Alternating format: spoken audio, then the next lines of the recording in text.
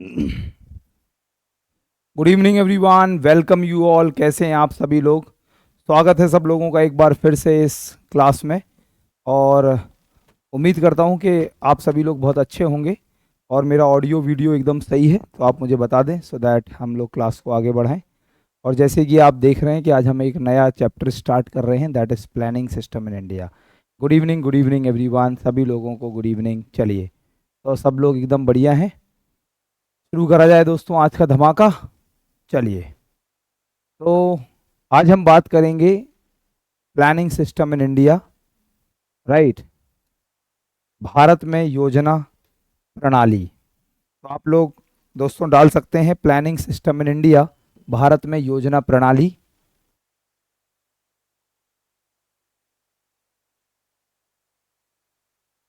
Right. चलो दोस्तों, शुरू करते हैं।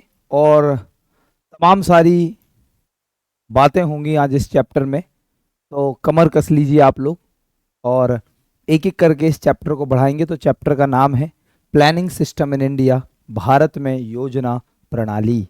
देखेंगे दोस्तों कि हमारे इंडिया का जो प्लानिंग सिस्टम है, इंडिया की जो योजना प्रणाली है वो कैसी है।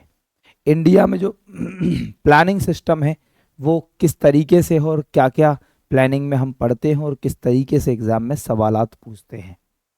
तो अगर हम सबसे पहले बात करें तो मैं कुछ फैक्ट्स से स्टार्ट करूंगा इस क्लास को। थोड़े से फैक्ट्स जो आप लोगों को पता होने चाहिए। जरा देखते हैं कि कैसे कौन कौन से फैक्ट्स हैं। जैसे अगर हम बात करें तो याद करो अपनी इंट्रोडक्शन की क्लास। सबसे पहली इंट्रोडक्शन की क्लास याद करो। तो सबसे पहली बात कि जो इकोनॉमिक प्लानिंग है, जो आर्थिक नियोजन है, इकोनॉमिक प्लानिंग, आर्थिक नियोजन। तो जो आर्थिक नियोजन होता है, इकोनॉमिक प्लानिंग, आर्थिक नियोजन, economic planning is the main feature. ये एक मेन फीचर है, एक मुख्य विशेषता है। मेन फीचर बोले तो मुख्य विशेषता। Economic planning is the main feature, एक मुख्य विशेषता है किसकी दोस्तों? एक सोशलिस्टिक इकोनॉमी की, समाजवादी अर्थव्यवस्था की। अर्थात अगर मान लो कोई भी कंट्री समाजवादी होगा, समाजवादी अर्थव्यवस्था, अगर कोई भी कंट्री समाजवादी होगा तो उस कंट्री में इकोनॉमिक प्लानिंग जरूर देखने को मिलेगी। तो वहां पे आर्थिक सुधार, आर्थिक नियोजन जरूर देखने को मिलता है। तो जब जब जो कंट्री सोशलिस्टिक होती हैं, समाजवादी होती हैं, वहां पर इकोनॉमिक प्लानिंग जरूर होता है। समाजवादी का मतलब है, यस, मेरे साथ साथ आप लोग लिखते जाइए दोस्तों। अगर हम बात करें तो जो इकोनॉमिक प्लानिंग है, जो आर्थिक नियोजन है, अगर हम बात करें कि आर्थिक नियोजन, तो आर्थिक नियोजन समाजवादी अर्थव्यवस्था की एक मुख्य विशेषता होती है। अर्थात जो कंट्री अगर समाजवाद को फॉलो करती हैं तो वो इकोनॉमिक प्लानिंग को जरूर फॉलो करेगी। आर्थिक नियोजन वहां पर अवश्य देखा जाएगा। थोड़ा सा हम इस बात को और अच्छी तरह समझाते हैं। तो आप याद करिए, जहां पर सरकार का बोलबाला होता है उसे कहते हैं सोशलिस्टिक इकोनॉमी। जहां सारी चीजें सरकार करती है, जहां सरकार का नियंत्रण बहुत ज्यादा होता है, उसे कहते हैं सोशलिस्टिक इकोनॉमी। जहां पर सरकार का बोलबाला हो, सरकार का नियंत्रण हो, दैट इज कॉल्ड सोशलिस्टिक। एक सेकंड देना मुझे।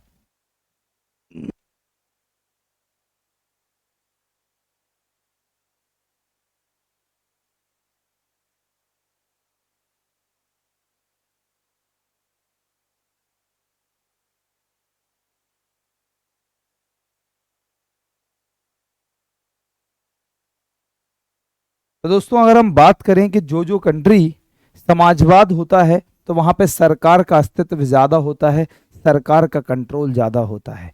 अगर मान लो सरकार का कंट्रोल ज्यादा है, सरकार का अस्तित्व ज्यादा है, तो सरकार जहां पर होगी वो प्लानिंग के साथ चलेगी। जब जब हम कहेंगे सरकार सॉरी, तो वो प्लानिंग के साथ चलेगी। तो इसीलिए हम कहते हैं कि जो सोशलिस्टिक इकोनॉमी है, जो समाजवादी अर्थव्यवस्था है, वहां देखने को मिलता है इकोनॉमिक प्लानिंग, आर्थिक नियोजन।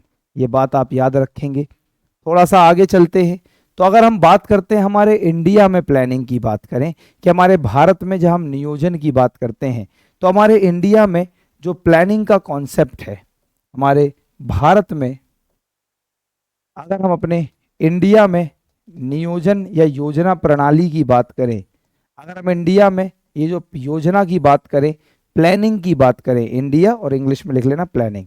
अगर हम इंडिया का जो प्लानिंग सिस्टम है, इंडिया में जो प्लानिंग सिस्टम हुआ करता था, राइट, ये जो प्लानिंग सिस्टम है, ये आप ऐसे लिख सकते हैं योजना प्रणाली। इंडिया का जो प्लानिंग सिस्टम है, योजना प्रणाली। इंडिया का प्लानिंग सिस्टम एडॉप्ट किया गया दोस्तों फ्रॉम रशिया, जिसे पहले यूएसएसआर कहा करते थे। तो इंडिया में जो 5 ईयर बेस्ड प्लानिंग सिस्टम होता था, क्योंकि अब तो नीति आयोग बन गया है और नीति आयोग ने ये पंचवर्षीय योजना प्रणाली को खत्म कर दिया है। दोस्तों इंडिया में पहले जो 5 ईयर प्लान्स होते थे, राइट, जिसको हम लोग कहते थे यूएसएसआर कह लो या रशिया, या हम कहते थे सोवियत संघ, सोवियत यूनियन। दोस्तों इंडिया में जो इकोनॉमिक प्लानिंग का कॉन्सेप्ट है वो रशिया से हमने एडॉप्ट किया था। इंडिया ने अपना योजना प्रणाली रशिया से एडॉप्ट किया, बोले तो स्वीकारा। जैसे आप लोग जब पॉलिटी पढ़ते हैं तो आप पढ़ते हैं कि हमने फंडामेंटल राइट्स इस देश से लिए, फंडामेंटल प्रिंसिपल्स यहाँ से, फंडामेंटल ड्यूटीज़ यहाँ से लिए, डीपीएसपी यहाँ से लिए। ऐसे ही दोस्तों जो इकोनॉमिक प्लानिंग का पैटर्न है, इकोनॉमिक प्लानिंग की व्यवस्था है भारत में, वो हमने रशिया से एडॉप्ट करी। दोस्तों इसी को हम सोवियत संघ बोलते थे। अगर हम बात करें तो पूरे विश्व में सबसे पहली बार 1928 में सोवियत यूनियन ने अपने सोवियत यूनियन ने पंचवर्षीय योजनाएं बनाई थी। तो अगर हम बात करें तो फर्स्ट टाइम, अगर हम आप लोग ऐसे लिख भी सकते हैं, तो जो 5 ईयर प्लान्स थे, पंचवर्षीय योजनाएं, हिंदी में लिख लो पंचवर्षीय योजनाएं, जो 5 ईयर प्लान्स थे, ये फर्स्ट टाइम, पहली बार, सर्वप्रथम लिख सकते हैं, फर्स्ट टाइम, सर्वप्रथम जो 5 ईयर प्लान्स थे यह सर्वप्रथम 1928 में बनाए गए, और वो भी किसके द्वारा? सोवियत संघ के द्वारा, जैसे यूएसएसआर कह लो, रशिया कह लो, सोवियत यूनियन के द्वारा। दोस्तों तो सबसे पहली बार अगर हम 5 ईयर प्लान्स की बात करते हैं कि भैया 5 ईयर प्लान्स कहाँ से आए, कहाँ से शुरू हुए, तो ये जो पंचवर्षीय योजना प्रणाली है, ये सबसे पहली बार 1928 में सोवियत संघ ने इसको एक्सेप्ट किया और सोवियत संघ से ये शुरू होते हैं। ऐसी तमाम सारी बातें हैं दोस्तों जो आप लोगों को पता होना चाहिए। अगर हम बात करें कि हमारे भारतीय संविधान में, ध्यान सुनना, बहुत अच्छी बात बताने जा रहा हूं, हमारे भारतीय संविधान में कि जो सोशियो इकोनॉमिक प्लानिंग है, सामाजिक आर्थिक नियोजन जो है, सोशियो इकोनॉमिक प्लानिंग होना चाहिए, ऐसी जिक्र, ऐसी बात भारतीय संविधान की 7वीं अनुसूची में दिया गया है, जहां पर कॉन्करेंट लिस्ट के अंदर आपने 7th स्केड्यूल पढ़ा होगा, 7वीं अनुसूची पढ़ी होगी। इसमें एक होता है केंद्र की सूची, एक राज्य सूची और एक समवर्ती सूची। दोस्तों सामाजिक आर्थिक नियोजन, सामाजिक आर्थिक नियोजन, अगर हम बात करते हैं सामाजिक आर्थिक नियोजन, सामाजिक आर्थिक नियोजन की अगर मैं बात करूं, जैसे हम कहेंगे सोशियो इकोनॉमिक प्लानिंग, सामाजिक आर्थिक नियोजन जिसे हम कहते हैं सोशियो इकोनॉमिक प्लानिंग। सामाजिक आर्थिक नियोजन की बात जो है, जो सोशियो इकोनॉमिक प्लानिंग, ये कहाँ दिया गया है कि हमारे सामाजिक आर्थिक नियोजन होना चाहिए, या सिंपल सी बात करें कि योजना का जिक्र भारतीय संविधान में कहाँ पर है, तो योजना का जिक्र भारतीय संविधान में जो हमारा 7th स्केड्यूल है, 7वीं अनुसूची है, जो हमारा 7th स्केड्यूल है, 7वीं अनुसूची है, इसके समवर्ती सूची में बोले तो, समवर्ती सूची में बोले तो दोस्तों कॉन्करेंट लिस्ट में, तो जो समवर्ती सूची है, जो कॉन्करेंट लिस्ट है, कॉन्करेंट लिस्ट के अंतर्गत, समवर्ती सूची के अंतर्गत, कॉन्करेंट लिस्ट के अंतर्गत 7वें अनुसूची में सामाजिक आर्थिक नियोजन का जिक्र होता है। राइट। इसी तरीके से अगर हम थोड़ा सा और भारतीय संविधान के मुताबिक प्लानिंग की बात करें, लाइक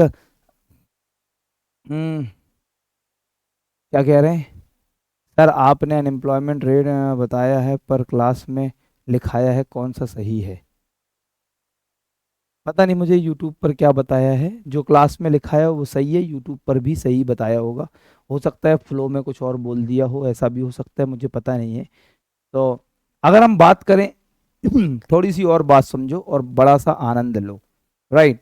कि अगर हम बात करते हैं कि हमारे हिंदुस्तान में जो प्लानिंग है, जो योजना है, जो हमारे देश में जो योजना है, प्लानिंग जो है, देखो ये थोड़े से फैक्ट्स चल रहे हैं अभी। हमारे देश में थोड़ा सा बेस बन रहा है, बैकग्राउंड बन रहा है दोस्तों। हमारे देश में जो योजना है, प्लानिंग, प्लानिंग में प्लानिंग करते हैं, तो प्लानिंग के जो उद्देश्य हैं, प्लानिंग के जो ऑब्जेक्टिव्स हैं कि भैया प्लानिंग क्यों करते हैं, क्या क्या हमने हमारी सरकार के उद्देश्य हैं, तो जो प्लानिंग के उद्देश्य हैं, प्लानिंग के उद्देश्य, ये हमारे संविधान के, ये हमारे संविधान के पार्ट 4, ये हमारे संविधान के पार्ट 4 दोस्तों डीपीएसपी में दिए गए हैं।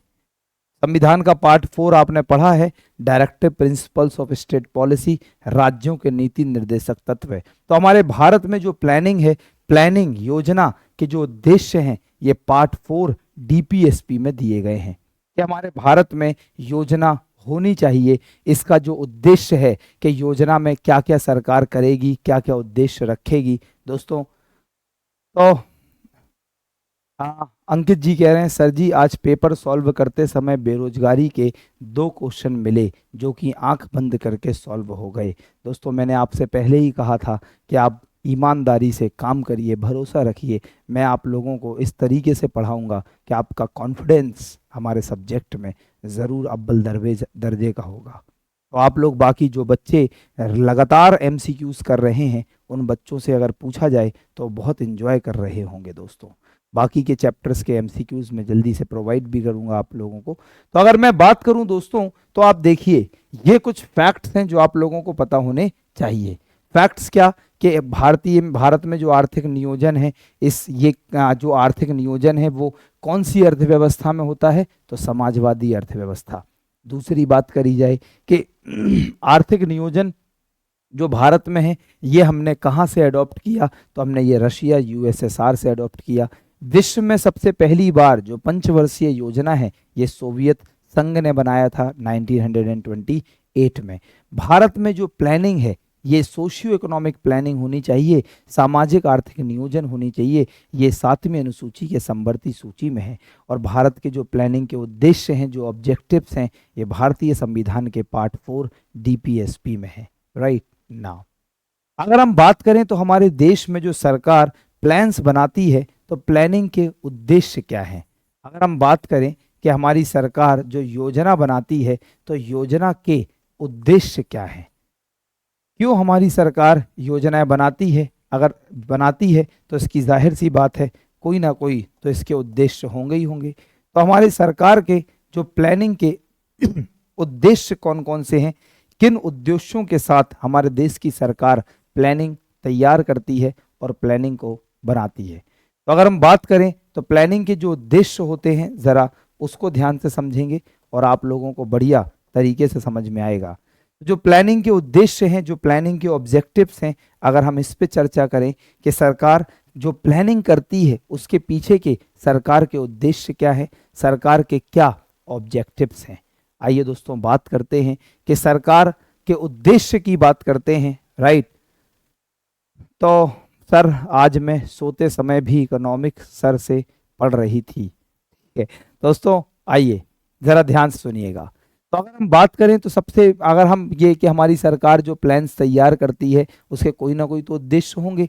तो उसका सबसे पहला उद्देश्य जो मैं आप लोगों के साथ बताना चाहूँगा वो है आर्थिक विकास। तो आखिर सरकार की योजना का उद्देश्य क्या है, तो आर्थिक विकास। सरकार चाहती है कि हमारे देश में इकोनॉमिक डेवलपमेंट होना चाहिए, तो इकोनॉमिक डेवलपमेंट के लिए सरकार प्लान्स बनाती है। ये तो कुछ समझाने की ज़रूरत नहीं है, क्योंकि आर्थिक विकास क्या होता है ये आप लोग पहले ही बहुत होशियार हो चुके हैं। आप मुझसे भी ज़्यादा अच्छे से इसे अब एक्सप्लेन कर सकते हैं। अगर हम बात करें सरकार की योजना के और क्या उद्देश्य है, तो सरकार की योजना का एक और उद्देश्य है जिसे हम बोलते हैं सेल्फ रिलायंट। सेल्फ रिलायंट इसका मतलब है आत्मनिर्भर। दोस्तों आजकल हमारी सरकार ने आत्मनिर्भर सरकार ने कहा आत्मनिर्भर भारत बनाएंगे। तो भारत आत्मनिर्भरता की ओर है, अर्थात हम दोस्तों सेल्फ रिलायंस की ओर है। चाहे आप सेल्फ रिलायंट कह लो, सेल्फ रिलायंस कह लो, ज़्यादा अच्छा वर्ड होगा दोस्तों अगर आप इसे सेल्फ रिलायंस बोलते हैं। तो सेल्फ रिलायंस आत्मनिर्भरता। दोस्तों हमारी सरकार ने कहा कि vocal for local. Self reliance का मतलब है, अगर आप लिखना चाहते हैं तो लिख लीजिए, अदरवाइज सेल्फ रिलायंस का मतलब होता है जो चीज़ें अपन विदेशों से आयात करते हैं उन चीज़ों को हम अपने देश में ही प्रोड्यूस करें। जो चीज़ें हम विदेशों से आयात करते हैं उन चीज़ों को अपने ही देश में प्रोड्यूस करें, इसे बोलते हैं सेल्फ रिलायंस, इसे बोलते हैं आत्मनिर्भरता। राइट दोस्तों, आत्मनिर्भरता का मतलब क्या है, आई होप आप लोग समझ गए हैं। आत्मनिर्भरता का मतलब है यदि उस चीज़ को हम इंडिया में उत्पादित कर सकते हैं तो उसका उत्पादन हम भारत में करें। राइट नाउ उसे हम बोलते हैं self reliance. So the commodity we are importing must produce in our own country. जिस वस्तु का हम आयात करते हैं उसे हम अपने देश में ही उत्पादित करें, इसे बोलते हैं सेल्फ रिलायंस। इसी तरीके से अगर हम बात करें तो इकोनॉमी में और जो प्लान्स बनते हैं उनका और क्या उद्देश्य है, तो उनका उद्देश्य है मेरे प्यारे साथियों कि जो सरकार प्लान्स बनाती है उनका उनका जो उद्देश्य है वो है इकोनॉमिक स्टेबिलिटी, आर्थिक नियोजन। इकोनॉमिक स्टेबिलिटी, आर्थिक नियोजन। दोस्तों हमारी सरकार चाहती है आर्थिक स्थिरता, इकोनॉमिक स्टेबिलिटी, आर्थिक स्थिरता। तो हमारी सरकार जो प्लान्स बनाती है तो उसका उद्देश्य है कि हमारे देश में आर्थिक स्थिरता होनी चाहिए, इकोनॉमिक स्टेबिलिटी होनी चाहिए। भाई आर्थिक स्थिरता का मतलब क्या है, जरा उसे समझना। आर्थिक स्थिरता का मतलब है कि जो सरकार के जो घाटे हैं, जो हम बजट में पढ़ेंगे, राजकोषीय घाटा, प्राथमिक घाटा, राजस्व घाटा, जो सरकार इन शॉर्ट आप मान लो जो बजट का घाटा है, राइट। अगर हम बात करें जो बजट का घाटा है, जो हमने पढ़ा इन्फ्लेशन है, इन्फ्लेशन हो गया, सरकार का जो बजटीय घाटा हो गया, सरकार का जो व्यापार है, आयात और निर्यात जो है वो स्टेबल रहे, इसे बोलते हैं इकोनॉमिक स्टेबिलिटी।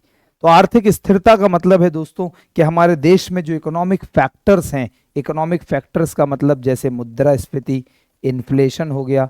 दोस्तों हमारे देश में जो मुद्रास्फीति है, इन्फ्लेशन हो गया, इन्फ्लेशन के साथ साथ हमारे देश में सरकार के बजट घाटे हो गए। दोस्तों हमारे देश में जो आयात निर्यात हो गया, इतने ही नहीं अपन बहुत सारी चीजें बोल सकते हैं। अगर ये सब स्थिर होते हैं इसको हम बोलते हैं इकोनॉमिक स्टेबिलिटी। मतलब ये स्थिर होने चाहिए, मतलब कांस्टेंट होने चाहिए, मतलब ये कंट्रोल्ड होने चाहिए, ये नियंत्रित होने चाहिए, स्टेबल। इसे हम बोलते हैं इकोनॉमिक स्टेबिलिटी, कि हमारे देश में आर्थिक स्थिरता है। इसी तरीके से अगर हम बात करें तो गुरुजी आज मेरा एक स्टूडेंट गवर्नमेंट जॉब में लगने के बाद घर पे मिठाई खिलाने आया, बहुत ही अच्छा लगा। मैं भी अपने आप से वादा करता हूँ कि आपको मिठाई खिलाने ज़रूर आऊँगा। खुश रहिए सर्वेश कुमार, ज़रूर। दोस्तों इसी तरीके से आप लोगों का सबका स्वागत है दोस्तों, बिल्कुल आपसे मुलाकात होगी। तो अगर हम बात करें तो और सरकार क्यों करती है आर्थिक नियोजन, उसके उद्देश्य क्या हैं, तो दोस्तों वो है रीजनल डेवलपमेंट। दोस्तों उद्देश्य है रीजनल डेवलपमेंट। हमारी सरकार चाहती है कि हमारे क्षेत्रीय विकास, रीजनल डेवलपमेंट। भाई क्षेत्रीय विकास का मतलब है, आप देखिए कुछ हमारे हिंदुस्तान के ऐसे क्षेत्रीय विकास, कुछ हमारे हिंदुस्तान के ऐसे क्षेत्र हैं जो बहुत ज़्यादा डेवलप्ड हैं, जो बहुत ज़्यादा विकसित हैं। वहीं पर हमारे हिंदुस्तान के कुछ ऐसे भी क्षेत्र हैं जो बहुत लो डेवलप्ड हैं, जो बहुत कम डेवलप्ड हैं। दोस्तों इसी की वजह से हमारे देश में जो क्षेत्रीय असमानता है वो बहुत ज़्यादा होती है। जैसे ग्रामीण क्षेत्र, जब आप मेंस में पढ़ेंगे दोस्तों, तो मेंस में मैं इकोनॉमी का अलग जलवा दिखाऊंगा, क्योंकि जो मेन है वो सिर्फ मेंस है, right. Prelims is just for foundation, है ना। तो अगर हम बात करें तो रीजनल डेवलपमेंट, क्षेत्रीय विकास, राइट। तो अगर हम क्षेत्रीय विकास की बात करते हैं, रीजनल डेवलपमेंट की बात करते हैं, तो रीजनल डेवलपमेंट क्या होगा दोस्तों? रीजनल डेवलपमेंट क्या होता है? क्षेत्रीय विकास का मतलब है कि कुछ क्षेत्र बहुत ज़्यादा डेवलप्ड और कुछ क्षेत्र बहुत कम डेवलप्ड है। तो अगर हम रीजनल डेवलपमेंट की बात करते हैं, क्षेत्रीय विकास की बात करते हैं, तो इसका मतलब है जैसे आप देखो ग्रामीण क्षेत्र में देखो और शहरी क्षेत्र में देखो, जो सुविधाएं हैं, जो इंफ्रास्ट्रक्चर है, वो कितना ज़्यादा अंतराल उनमें देखने को मिलता है। तो अगर हम बात करें रीजनल डेवलपमेंट की, तो दोस्तों ग्रामीण और शहरी विभाजन, जैसे हम कहते हैं रूरल अर्बन डिवाइड, तो ग्रामीण शहरी विभाजन के कारण ही देखने को मिलता है दोस्तों हमारे देश में जो रूरल एरियाज से लोग शहरी क्षेत्र में, अर्बन एरियाज में पलायन करते हैं, प्रवासन करते हैं कार्य की तलाश में। तो अगर मान लो हमारे देश में क्षेत्रीय विकास होगा तो लोगों का पलायन रुक जाएगा। पलायन के कारण दोस्तों, ये सब मेंस है, पलायन के कारण क्या होता है कि हमारे जो शहर हैं वो ओवर क्राउडेड हो रहे हैं। ओवर क्राउडेड होने की वजह से हमारे शहर में तमाम सारी समस्याएं देखने को मिलती हैं। एक तो ओपन अनएम्प्लॉयमेंट, मुक्त बेरोजगारी देखने को मिलती है दोस्तों। इसके साथ साथ शहरों में बहुत सारी और समस्याएं उत्पन्न होने लगती हैं। तो इसे हम लोग कहते हैं दोस्तों रीजनल डेवलपमेंट, सरकार के योजना का उद्देश्य होता है। इसी तरीके से अगर हम बात करें तो सरकार के योजना का और क्या उद्देश्य होता है? तो सरकार की योजना का उद्देश्य होता है सोशल वेलफेयर। सरकार के योजना का उद्देश्य होता है सोशल वेलफेयर, जैसे हम लोग कहते हैं समाज कल्याण।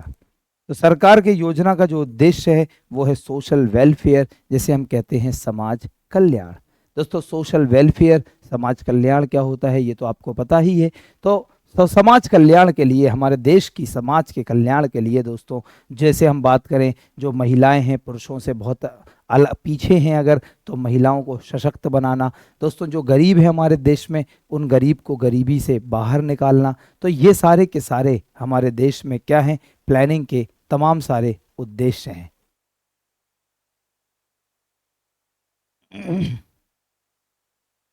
ये सारे के सारे हमारे देश में प्लानिंग के उद्देश्य हैं। इसके साथ साथ अगर हम प्लानिंग के उद्देश्य की बात करें तो और भी उद्देश्य हैं, वो है reduce income inequality. Reduce income inequality, जो हमारी आय की समानता है उसको कम करना, आय असमानता को कम करना, आय असमानता को कम करना। रिड्यूस इनकम इनइक्वालिटी, जो हमारी आय असमानता है, जो इनकम इनइक्वालिटी है, जिसके कारण गरीब और गरीब होता जा रहा है, अमीर और अमीर होता जा रहा है, राइट। तो अगर हम बात करें कि गरीब गरीब होता जा रहा है, अमीर अमीर होता जा रहा है, तो आय की असमानता कम करने के लिए हमारे देश की जो सरकार है वो योजना जैसी चीज़ों का काम करती है। अगर योजना क्यों बनाती है दोस्तों, तो एक और फैक्टर आप लिख सकते हैं, फॉर सस्टेनेबल डेवलपमेंट। दोस्तों हमारे देश में जो सस्टेनेबल डेवलपमेंट हो सके, संपोषणीय विकास हो सके, सस्टेनेबल डेवलपमेंट। इसी तरह से तमाम और सारे संधारणीय विकास कह लो आप लोग इसको, संधारणीय, या आप लोग इसे कह लो सतत विकास कह लो, या संपोषणीय विकास भी कहते हैं इसे। तो हमारे देश की सरकार सतत विकास, संपोषणीय विकास या संधारणीय विकास के लिए, संधारणीय विकास क्या होता है दोस्तों? तो सस्टेनेबल डेवलपमेंट का मतलब होता है कि use of resources in such a manner so that they must be kept preserve for the future generation. हम अपने संसाधनों का इतने बेहतर तरीके से प्रयोग करें कि ये जो संसाधन हैं वो आने वाले समय के लिए बचे रहें। ये नहीं दोस्तों कि अगर हम बात करते हैं संसाधन, लाइक अगर हम बात करें विकास, तो विकास विकास विकास की होड़ में हमारे सारे के सारे संसाधन को हम खत्म कर दें, नष्ट कर दें। दोस्तों संसाधनों का ठीक प्रकार से प्रयोग करना कि आने वाली पीढ़ी के लिए ये बचे रहें, तो उसे हम लोग कहते हैं क्या? तो इसे हम लोग कहते हैं सतत विकास या संपोषणीय विकास, राइट। तो सतत विकास का मतलब है दोस्तों, जैसे हमारे अगर हम लोग बात करें, तो अगर हम लोग बात करते हैं तो ज़रा ध्यान से समझना, अगर हम बात करते हैं तो एक बहुत ही इम्पॉर्टेंट बात है कि जैसे हमारे जो फॉसिल फ्यूल्स है, जो जीवाश्म ईंधन है, कोल, पेट्रोलियम, नेचुरल गैस, दोस्तों जो, थैंक यू, तो हमारे जो जीवाश्म ईंधन है जिसे हम बोलते हैं फॉसिल फ्यूल्स, तो हमारे जो फॉसिल फ्यूल्स हैं बहुत लिमिटेड हैं, सीमित हैं। क्योंकि फॉसिल फ्यूल्स सीमित हैं, इसलिए हमें अपने संसाधनों का बहुत बेहतर प्रयोग आना चाहिए। क्योंकि अगर हम अपने संसाधनों का बहुत बेहतर प्रयोग करेंगे तब फिर हम अपने फॉसिल फ्यूल को आने वाले समय के लिए बचा के रखेंगे। तो सतत विकास का मतलब है कि विकास तो हो, लेकिन ऐसा विकास जिससे पर्यावरण, जिससे एनवायरमेंटल डिग्रेडेशन ना हो, उसे कहते हैं सतत विकास। दोस्तों आगे चलते हैं और थोड़ी सी और बातें करते हैं, और क्या, जरा ध्यान से समझना। राइट नाउ दोस्तों, अगर हम बात करें तो ज़रा ध्यान से देखिए, हम नेक्स्ट टॉपिक की ओर चलते हैं। सबसे पहले हमने कुछ फैक्ट्स की बात करी, फिर हम लोग दोस्तों कुछ, अब हम बात करेंगे जो इकोनॉमिक प्लानिंग है उसके टाइप्स क्या होते हैं, ज़रा उनके बारे में बात करते हैं कि जो इकोनॉमिक प्लानिंग है, जो आर्थिक नियोजन है, उसके टाइप्स कौन कौन से हैं, ज़रा उसके बारे में बात करते हैं। इकोनॉमिक प्लानिंग के टाइप्स ज़रा देखते हैं। राइट, अगर हम बात करें इकोनॉमिक प्लानिंग के टाइप्स तो ज़रा समझने का प्रयास करेंगे।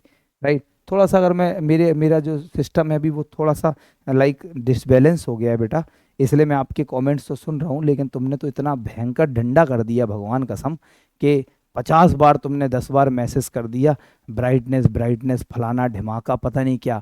सिर्फ 2-4 बच्चों को ही दिक्कत हो रही है, इतने हजार बच्चों ने एडमिशन लिया, 2-4 ही फदक रहे हैं। देख लो अभी सेट करके आए हैं, बाद नहीं तो अगर कुछ छेड़ाछाड़ी करेंगे तो फिर दिक्कत हो जाएगा। राइट नाउ, तो अभी सही है, थोड़ा सा सेट है अब मामला, है ना। तो दोस्तों आइए थोड़ी सी बहुत बात और करते हैं। अभी सही है, खुश हो गए तुम लोग। तो सारी समस्याएं तुम्हारे, बताया दोस्तों, तुम्हारे पेरेंट्स की तरह हैं। बच्चों को थोड़ी भी समस्या आएगी तो तुम्हारी समस्या हमारी समस्या बनेगी। राइट, तो काय को तुम लोग इतनी चिंता करने लगते हो, पहले सुना तो करो यार थोड़ा, है ना। दोस्तों चलिए, अगर हम बात करें तो थोड़ी सी और बातों को ध्यान से समझिएगा, कुछ और बातें निकल के आती हैं और कुछ आएंगी। राइट, दोस्तों आइए थोड़ी सी और बातें देखें। तो नाउ अब हम बात करते हैं दोस्तों कि types of planning. Next heading है types of planning. Types of planning कि जो योजना है उसके कौन कौन से प्रकार हैं। टाइप्स ऑफ प्लानिंग, योजना के प्रकार। टाइप्स ऑफ प्लानिंग कि जो हमारी सरकार योजना बनाती है उसके कौन कौन से प्रकार हैं। तो टाइप्स ऑफ प्लानिंग, योजना के प्रकार।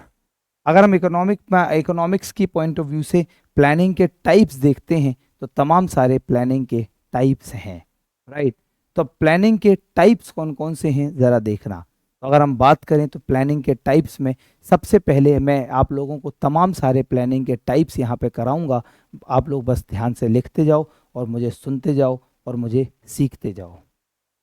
सबसे पहले हम बात करते हैं, एक प्लानिंग होती है जिसे कहते हैं इंडिकेटिव प्लानिंग। इंडिकेटिव प्लानिंग ज़रा ध्यान से सुनेंगे, सब समझ में आएगा। तो हम सबसे पहले बात करेंगे इंडिकेटिव प्लानिंग। तो नंबर 1, इंडिकेटिव प्लानिंग।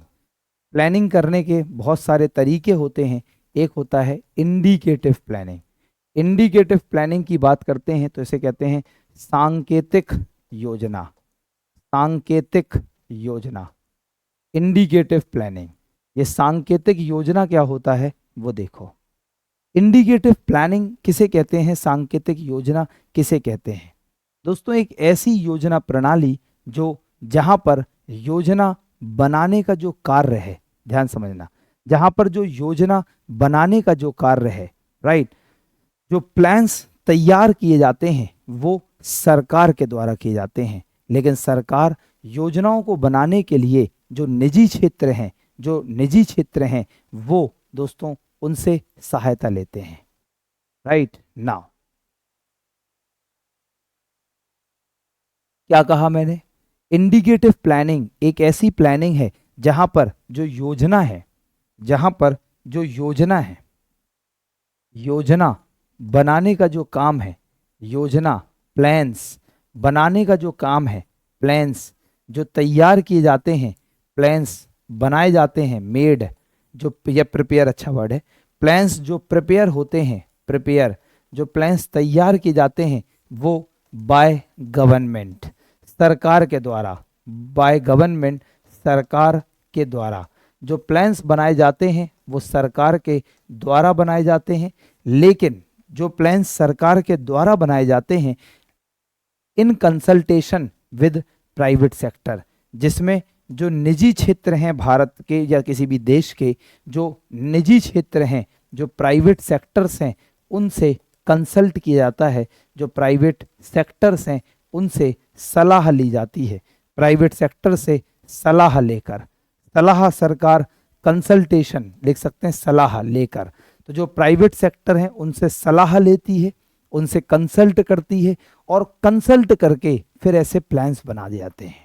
जरा ध्यान से सुनो, मैंने कहा ये ऐसा प्लानिंग सिस्टम है जहाँ पे प्लान्स बनाए जाते हैं सरकार के द्वारा लेकिन निजी क्षेत्रों से सलाह लेकर।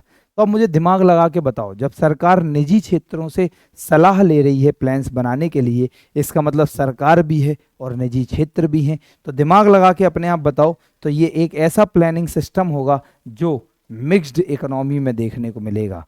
अगर मान लो कोई भी देश की इकोनॉमी मिश्रित अर्थव्यवस्था है तो वहाँ हो सकता है कि इंडिकेटिव प्लानिंग का मॉडल हो, मिश्रित अर्थव्यवस्था। तो पूरे विश्व में जो जो मिश्रित अर्थव्यवस्थाएं हैं उन मिश्रित अर्थव्यवस्था में ये इंडिकेटिव प्लानिंग देखने को मिल सकता है। अगर मैं बात करूं, इंडिकेटिव प्लानिंग का सर्वप्रथम प्रयोग फ्रांस ने किया था, राइट। तो it was first used by France, it was first used by France. तो इसका सर्वप्रथम प्रयोग फ्रांस ने किया था, हिंदी में लिख लीजिए, इसका सर्वप्रथम प्रयोग फ्रांस ने किया था। तो हम कहते हैं कि जो फ्रांस है वो पूरे विश्व में इंडिकेटिव प्लानिंग को देने वाला है, कि इंडिकेटिव प्लानिंग का कॉन्सेप्ट होना चाहिए। तो इसे हम लोग बोलते हैं सांकेतिक, सांकेतिक योजना, राइट, सांकेतिक योजना, सांकेतिक, थैंक यू मुझे बताने के लिए। तो इसे हम कहते हैं सांकेतिक योजना, सांकेतिक योजना, थैंक यू सो मच, मैं नाम तो नहीं पता, प्रीति, थैंक यू सो मच प्रीति। चलो अगर हम लोग बात करें तो ओके, खुश रहिए जितेंद्र। देखो नेक्स्ट, क्या इंडिकेटिव प्लानिंग समझ में आ गया? तो इंडिकेटिव प्लानिंग क्या होता है फिर से एक बार, तो एक ऐसा प्लानिंग सिस्टम जहां पर, अभी भी गलत है सर जी, सांके, अय है, फिर वही लिख दिया मिटाकर, सांकेतिक, सॉरी यार सॉरी, राइट। दोस्तों अगर हम बात करें तो चलता है। तो सांकेतिक योजना का मतलब एक ऐसी योजना जो सरकार बनाती है लेकिन सरकार निजी क्षेत्रों से सलाह लेती है और प्लान्स तैयार करती है। इस प्लान्स को देखा जाता है मिश्रित अर्थव्यवस्थाओं में, और ये जो प्लान है, अगर हम सांकेतिक योजना की बात करें तो सबसे पहली बार फ्रांस ने इसको यूज किया था। आगे चलते हैं दोस्तों, थोड़ी सी और बात करते हैं। एक और होता है जिसे बोलते हैं इंडिकेटिव प्लानिंग के अलावा इंपरेटिव प्लानिंग। दोस्तों ये इंडिकेटिव तो समझ में आ गया, एक और होता है जिसे हम बोलते हैं इंपरेटिव प्लानिंग। आइए दोस्तों, ये इंपरेटिव प्लानिंग क्या होता है, तो आप नंबर 2 लिख लो, इंपरेटिव प्लानिंग, राइट। ये इंपरेटिव प्लानिंग, तो जब भी बात चलेगी इंपरेटिव प्लानिंग तो हिंदी में लिख सकते हैं आदेशात्मक, आदेशात्मक योजना, आदेशात्मक भी कह सकते हैं इसको, या अनिवार्य योजना भी कह सकते हैं। आदेशात्मक, आदेशात्मक या दोस्तों अनिवार्य योजना, अनिवार्य योजना, आदेशात्मक या अनिवार्य योजना। दोस्तों ये जो इंडिकेटिव प्लानिंग होता है, इंडिकेटिव प्लानिंग ये क्या होता है, जरा आराम से, बिल्कुल दिमाग को ठंडा रख के ध्यान से सुनना मुझे, राइट।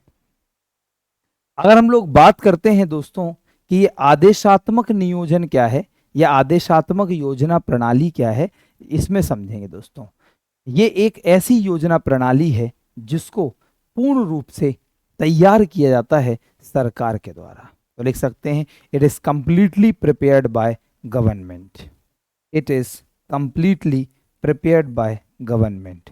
यह पूर्ण रूप से सरकार के द्वारा तैयार की जाती है। It is completely prepared by government. दोस्तों, यह पूर्ण रूप से सरकार द्वारा तैयार की जाती है। यह पूर्ण रूप से सरकार द्वारा तैयार की जाती है। यह पूर्ण रूप से सरकार द्वारा तैयार की जाती है। दोस्तों, this is called the imperative planning की जाती है। दोस्तों, अगर मान लो कोई भी ऐसा देश है जहां पर जो प्लानिंग का काम है, वो सिर्फ सरकार कर रही है, राइट, वो सिर्फ सरकार कर रही है, राइट। तो अगर advocate Rohit Rao high court, right, तो रोहित राव हाई कोर्ट नाम है इनका, advocate Rohit Rao high court. तो रोहित राव जी, क्या आप हमारे सवेरे की क्लास में थे? पहले आप ये बताएं। दोस्तों, अगर हम बात करें तो जो हमारी इम्परेटिव प्लानिंग है वो पूर्ण रूप से सरकार के द्वारा बनाई जाती है। तो अब दिमाग लगाओ अपना, मैं नहीं लगाऊंगा, कि जब प्लान्स पूरी तरीके से सरकार बना रही है, तो मुझे जल्दी से बताइए, जब प्लान्स पूरी तरीके से सरकार बनाएगी तो क्या ये समाजवादी अर्थव्यवस्था में होगा? तो इसका मतलब है दोस्तों, यह कहाँ, इट इज ऑब्जर्व्ड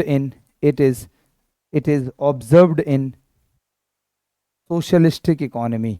यह समाजवादी अर्थव्यवस्था में देखने को मिलती है, या सोशलिस्टिक इकोनॉमी, आप लोग हिंदी में लिख लो, मैं लिख नहीं रहा, यह समाजवादी अर्थव्यवस्था में देखने को मिलती है, राइट। शाबाश, एक्सीलेंट एवरीवन। दोस्तों, अगर कोई भी इकोनॉमी सोशलिस्टिक होगी, कोई भी इकोनॉमी समाजवादी होगी। अगर समाजवादी अर्थव्यवस्था है तो समाजवादी अर्थव्यवस्था में ज़रूर देखने को मिलेगा कि समाजवादी है, तो क्योंकि देखो, यह पूर्ण रूप से सरकार तैयार कर रही है, प्रिपेयर्ड बाय गवर्नमेंट। जब पूर्ण रूप से सरकार तैयार कर रही है तो सरकार का अस्तित्व कहाँ होता है? समाजवाद में होता है। तो यह समाजवादी अर्थव्यवस्था की एक विशेषता है, राइट।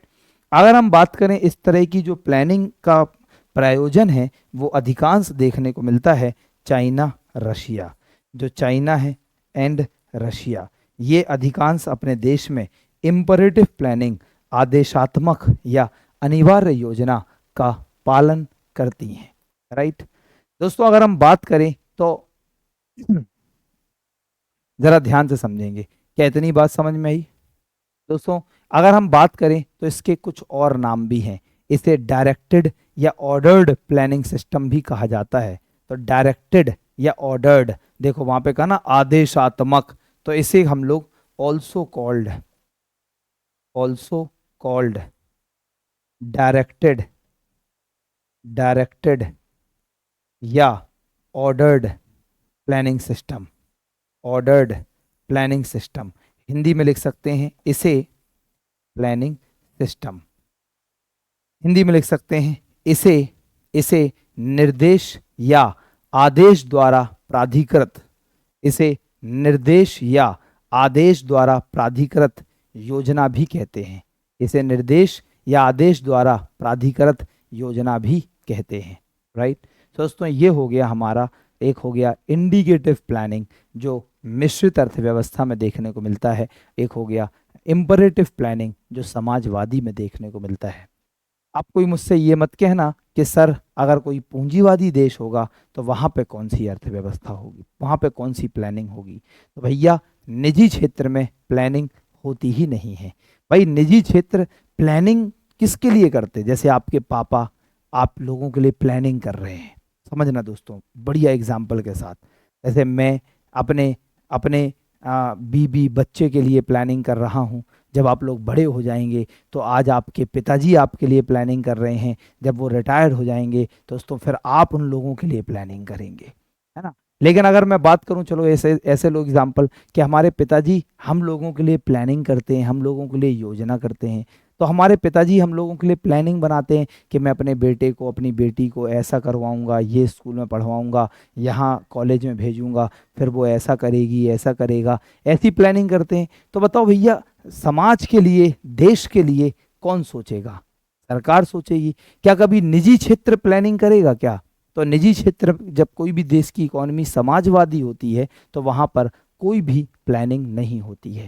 दोस्तों अगर कोई भी देश प्योर समाजवाद है, चाइना और रशिया, तो वहाँ पर इम्परेटिव प्लानिंग होगी। क्यों इसका नाम है आदेशात्मक, क्यों इसका नाम है डायरेक्टेड? दोस्तों मैंने कहा निर्देश, राइट। क्यों मैंने इसका कहा कि आदेश द्वारा प्राधिकृत योजना भी कहते हैं? वो इसलिए दोस्तों कि जहाँ पे बोलबाला सरकार का है, सरकार ने आदेश दे दिया, अब आप इसे फॉलो करेंगे, इसलिए दोस्तों this is called the planning. इसी तरीके से हम दो तरीके से प्लानिंग को और समझते हैं, समझना दोस्तों। एक होता है जैसे हम कहते हैं सेंट्रलाइज्ड प्लानिंग, नंबर 3। एक होता है centralised planning. Centralised planning, centralised planning क्या है आइए बताते हैं। केंद्रीयकृत योजना, सेंट्रलाइज्ड प्लानिंग केंद्र, केंद्रीय दोस्तों, केंद्रीयकृत योजना। सेंट्रलाइज्ड प्लानिंग, केंद्रीयकृत योजना। दोस्तों ये केंद्रीयकृत योजना किसे कहेंगे? अब ये केंद्रीयकृत योजना क्या है? तो सेंट्रलाइज्ड प्लानिंग, मुझे लग रहा है इसको थोड़ा सही लिख दूं मैं ना, इसको बिंदी हटा दूं यहां से। तो अगर हम बात करें दिस इज केंद्रीयकृत, अगर हम केंद्रीयकृत योजना की बात करें तो देखो एक ऐसा प्लानिंग सिस्टम, एक ऐसी योजना प्रणाली जिसमें योजना जो है, समझना, इसमें जो योजना है, जो प्लानिंग है, लिख सकते हो योजना, प्लानिंग, जो योजना है, जो प्लानिंग है, वो बनाई जाती है सेंट्रल गवर्नमेंट के द्वारा, सेंट्रल गवर्नमेंट, केंद्र सरकार के द्वारा। जहां पर योजना बनाने का काम किसका है? केंद्र सरकार का है। जहां पर योजना बनाने का काम केंद्र सरकार का है। केंद्र सरकार से मेरा तात्पर्य है उच्च प्राधिकरण, जहां पर उच्च प्राधिकरण के द्वारा योजना बनाए। उच्च प्राधिकरण का मतलब है सुपीरियर अथॉरिटी। जो सुपीरियर अथॉरिटी है, इंग्लिश मीडियम भी हिंदी मीडियम दोनों लिखते जाएं, जो सुपीरियर अथॉरिटी है, जो उच्च प्राधिकरण है, जो सुपीरियर अथॉरिटी है, हाई लेवल अथॉरिटी, जो सुपीरियर अथॉरिटी है, वो प्लान्स बनाए। तो जो प्लान्स बनाने का काम है दोस्तों, प्लान्स को जो तैयार करने का काम है, आप लोग, मैं ऐसे कर रहा हूं लेकिन आप लोग ऐसे लिख लेना। एक ऐसा सिस्टम जहां पर जो प्लान्स तैयार किए जाएंगे, जो प्लान्स तैयार या कह सकते हैं प्रिपेयर, बनाना, जो प्लान्स प्रिपेयर किए जाएंगे, तैयार, वो कौन करेगा? केंद्र सरकार या एक superior authority. Plans superior authority बनाते हैं, राइट। प्लान्स जो है वो एक सुपीरियर अथॉरिटी बनाती है, राइट। तो अगर हम बात करें तो उपेंद्र शुक्ला, आपको क्या लगता है? तो अगर हम बात करें जो प्लान्स हैं वो एक सुपीरियर अथॉरिटी बनाती है, लाइक हम कहें उच्च प्राधिकरण तैयार करता है, अर्थात बोले तो हायर अथॉरिटी। लेकिन दोस्तों जो प्लान है हायर अथॉरिटी ने बना दिए, लेकिन उनको जो निम्न स्तर है, जो नीचे का स्तर है, जो लोअर अथॉरिटी है, वो उसे स्वीकार करती है।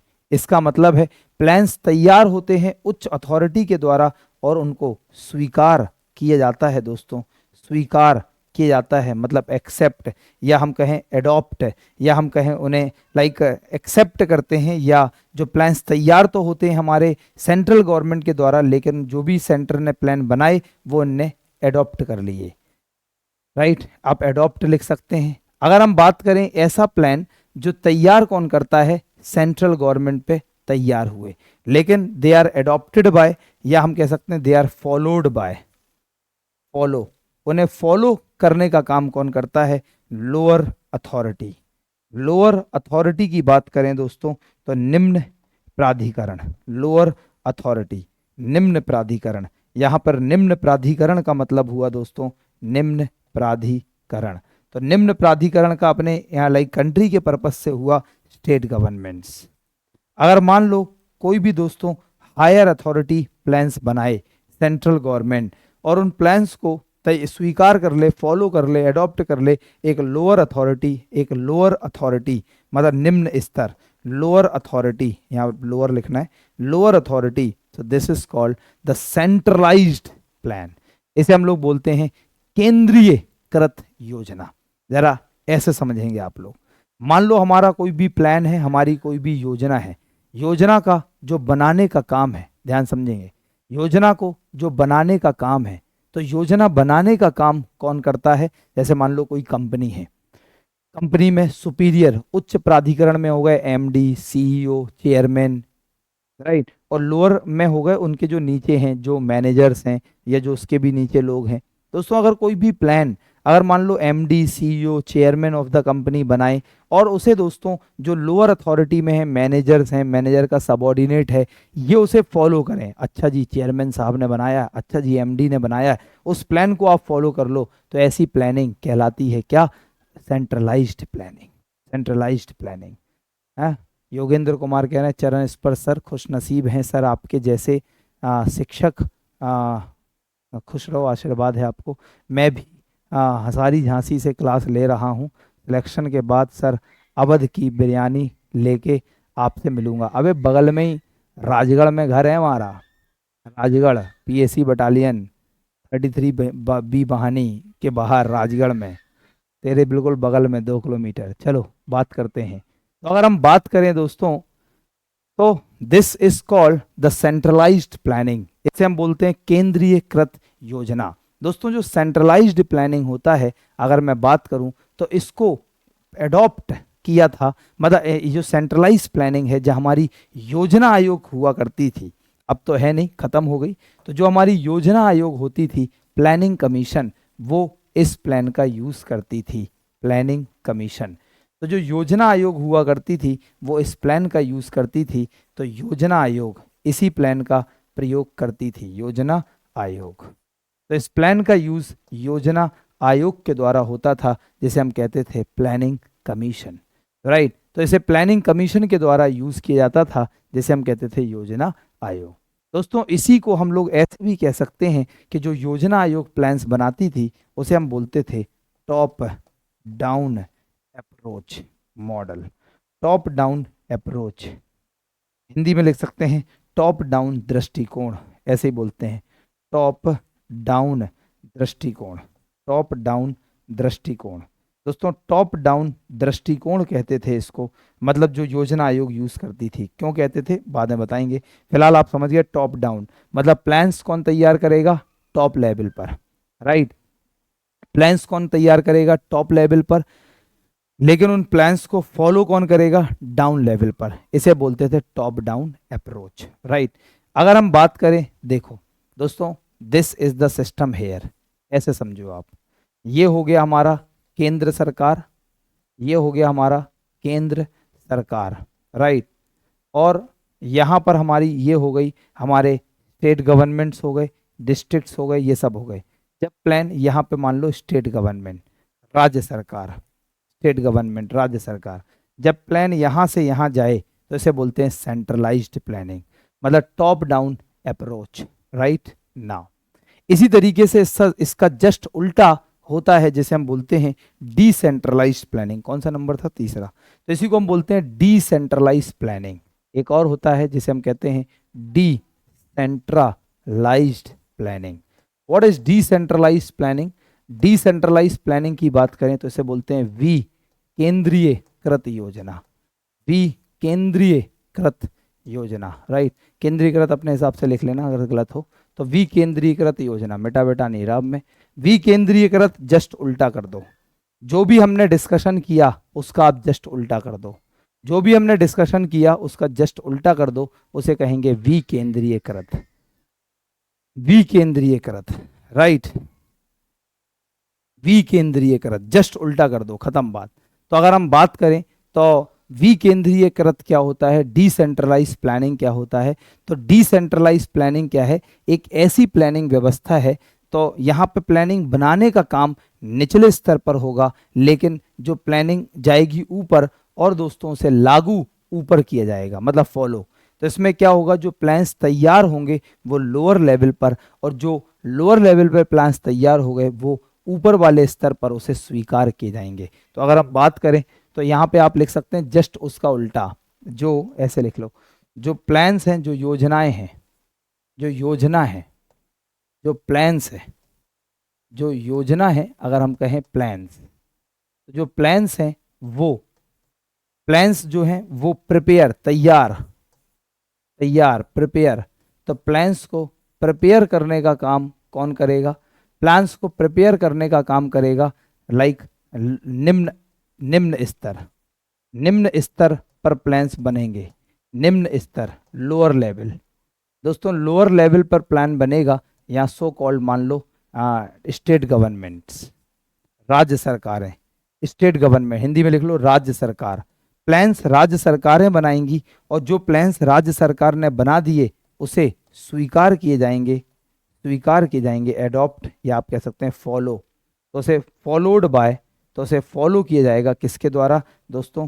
केंद्र के द्वारा, केंद्र सरकार के द्वारा, या उच्च प्राधिकरण लिख लो पहले, उच्च प्राधिकरण। दोस्तों this is called high authority, प्राधिकरण, उच्च प्राधिकरण। तो मुझे लग रहा है आप लोग समझ गए। हायर अथॉरिटी इंग्लिश में लिख लो, हायर अथॉरिटी। और हायर अथॉरिटी का मतलब यहाँ पे कौन हो गया? हायर अथॉरिटी का मतलब हो गया यहाँ पे सेंट्रल गवर्नमेंट। मुझे लग रहा है आप लोग समझ गए, सेंट्रल गवर्नमेंट। तो थोड़ा ध्यान से देखो दोस्तों, आजकल जो हमारा नीति आयोग है वो इस प्लान को यूज कर रही है। नीति आयोग क्या है, नीति आयोग कैसे कर रही है, वो सब बताएंगे। नीति आयोग वो सब आएगा। नीति आयोग, इसी को दोस्तों हम लोग टॉप डाउन अप्रोच पीछे कह रहे थे, इसी को हम लोग बॉटम अप अप्रोच भी कहते हैं। बॉटम अप अप्रोच, हिंदी में भी ऐसे ही लिख लो, कोई फर्क नहीं पड़ता। बॉटम अप दृष्टिकोण, बॉटम अप दृष्टिकोण, इसका मतलब है दोस्तों आजकल जो प्लान्स हैं, देखो जो प्लान्स हैं वो आप ऐसे देखो, यहाँ पर है मान लो विलेजेस, यहाँ पर हैं विलेजेस, ये सारे के सारे हैं गांव, विलेजेस। यहाँ पर हैं डिस्ट्रिक्ट्स, डिस्ट्रिक्ट्स हो गए, राइट। यहाँ पर हैं स्टेट्स, स्टेट्स। और ये हो गया हमारा सेंटर, ये हो गया हमारा सेंटर।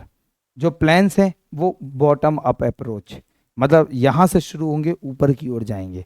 मान लो कोई ऐसी कंपनी है, ऐसे समझो आप लोग, कोई ऐसी कंपनी है, राइट, कोई ऐसी कंपनी है जहाँ पर जो प्लान्स बनाने का जो काम है, अगर हम ध्यान से सुने, जो प्लान्स बनाने का काम है, वो जो कोई कंपनी है मान लो, वहाँ पर जो प्लान्स बनाने का काम है, वो कंपनी का जो मालिक है, कंपनी के जो एमडी हैं, सीईओ हैं, वो अपने मैनेजर्स लेवल पर कहें कि आप लोग प्लान्स बनाकर दो, फिर वो प्लान हम कंपनी में लागू करेंगे। तो अगर मान लो कि इसी को बोलते हैं डेलीगेशन ऑफ अथॉरिटी, एक शब्द है डेलीगेशन ऑफ अथॉरिटी, अपने प्राधिकरण को डेलीगेट कर देना, मतलब नीचे स्तर पर अपनी अथॉरिटी नीचे स्तर पर दे देना। जैसे जब आप लोगों के पापा आप लोगों से पूछें कि बताओ क्या प्लान है तुम्हारा, और आप अपना प्लान बनाकर पापा को दें, और पापा अपना प्लान बनाकर दादाजी को दें, तो this is called what? The bottom up approach. बोलो जय हो, समझ गए। तो इसे बोलते हैं विकेंद्रीयकृत, डिसेंट्रलाइज्ड। यदि दादाजी प्लान बनाए, पापा फॉलो करें, आप फॉलो करो, then this is called centralized, केंद्रीकृत प्लानिंग, राइट। इसी तरह से एक छोटा सा प्लानिंग और होता है जिसे हम लोग बोलते हैं पर्सपेक्टिव प्लानिंग, परिप्रेक्ष्य योजना। एक और है दोस्तों 5वें नंबर पर perspective planning, perspective planning. Perspective planning क्या है? परिप्रेक्ष्य योजना, परिप्रेक्ष्य योजना। परिप्रेक्ष्य योजना क्या है? तो परिप्रेक्ष्य योजना, पर्सपेक्टिव प्लानिंग। परिप्रेक्ष्य योजना किसे कहते हैं? पर्सपेक्टिव प्लानिंग किसे कहते हैं? तो पर्सपेक्टिव प्लानिंग का मतलब है, परिप्रेक्ष्य योजना का मतलब है दोस्तों, जहां पर योजना जो है वो लॉन्ग टर्म प्लान होते हैं, जहां पर सरकार के जो प्लान्स हैं वो लॉन्ग टर्म प्लान्स होते हैं। जब सरकार दीर्घकालीन योजना तैयार करे, दीर्घकालीन योजना बोले तो लॉन्ग टर्म प्लान्स, जब सरकार लॉन्ग टर्म प्लान्स बनाती है, दीर्घकालीन योजना बनाती है, जब सरकार का लॉन्ग टर्म प्लान्स होते हैं, तो लॉन्ग टर्म प्लान्स को हम लोग कहते हैं दोस्तों, जब दीर्घकालीन योजना होती है तो इसे हम लोग कहते हैं पर्सपेक्टिव प्लानिंग। मान लो सरकार योजना बना रही है, एग्जाम्पल 15 साल, 15 ईयर्स, 20 ईयर्स एंड अबव, तो दोस्तों उसे कहते हैं पर्सपेक्टिव प्लानिंग। तो जब प्लान्स हमारे लॉन्ग टर्म के लिए बनाए जाते हैं तो इसे पर्सपेक्टिव प्लानिंग कहते हैं। Right, that's it. दोस्तों अगर बात करें तो वर्तमान में जो हमारी नीति आयोग है वो इस टाइप के प्लानिंग को भी यूज कर रही है। It is currently used by NITI Aayog, क्योंकि नीति आयोग ने, मैंने बताया 2017 में भारत की 12वीं पंचवर्षीय योजना थी, और 12वीं पंचवर्षीय योजना के बाद, 12वीं पंचवर्षीय योजना के बाद, राइट, 12वीं पंचवर्षीय, सर आपसे एक रिक्वेस्ट करना चाहता हूं, बस थोड़ा डर लग रहा है। हर्षित मिश्रा कह रहा है कि सर आपसे एक रिक्वेस्ट करना चाहता हूं, बस थोड़ा डर लग रहा है। तो बेटा हर्षित मिश्रा, तुम रिक्वेस्ट मत करो, तुम डरते रहो, वही ज़्यादा अच्छा है तुम्हारे लिए।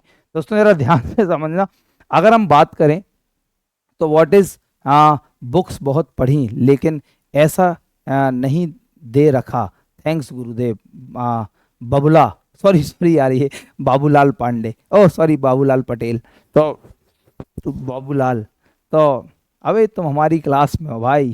तो हर्षद मिश्रा हिम्मत भी नहीं करना, तुम बता दिया कुछ भी कहने की। तो अगर बात करें तो जरा ध्यान से सुनना।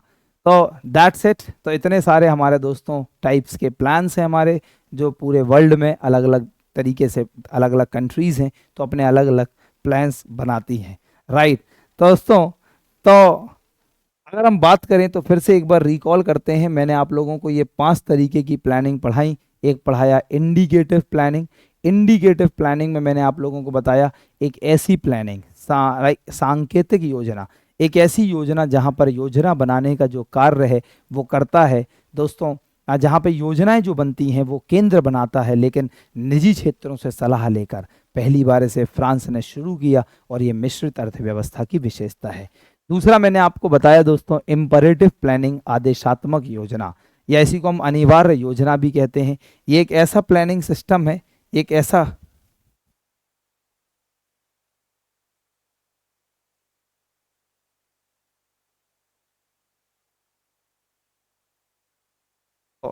ये एक ऐसा प्लानिंग सिस्टम है दोस्तों, एक ऐसा प्लानिंग सिस्टम है इम्परेटिव प्लानिंग, आदेशात्मक योजना, जहां पर योजना लाइक इस तरीके की योजना में, योजना जो है वो सरकार के द्वारा बनाई जाती है, और जब सरकार का योजना बनाने पर पूर्ण नियंत्रण होता है। अगर हम बात करें दोस्तों तो इसका प्रयोग चाइना और रशिया जैसे देशों में होता है, और इसे हम निर्देश या आदेशात्मक या आदेश योजना भी कहते हैं। इसी तरीके से मैंने आप लोगों को बताया एक सेंट्रलाइज प्लानिंग, केंद्र के द्वारा बनाई जाए, राज्य उसे फॉलो करें। इसी तरह से सर मैंने, योगेश मिश्रा यही था क्या जो कह रहा था मैं कुछ कहना चाहता हूँ? योगेश मिश्रा ही था क्या ऊपर? पता नहीं, मैं हर्षित मिश्रा था वो, sorry sorry sorry. Yogesh Mishra ने क्या कहा भाई? सर मैंने अपनी गर्लफ्रेंड को आपकी क्लास दिखाई, वो आपकी फैन हो गई है सर। योगेश देख लेना, चक्कर कुछ और ना हो जाए बेटा, तो मेरा आशीर्वाद देना उसे। तो अगर हम लोग बात करें तो जरा ध्यान से समझना। तो दोस्तों अगर हम कहें तो एक होता है जैसे हम लोग बोलते हैं सेंट्रलाइज प्लानिंग, केंद्रीकृत योजना।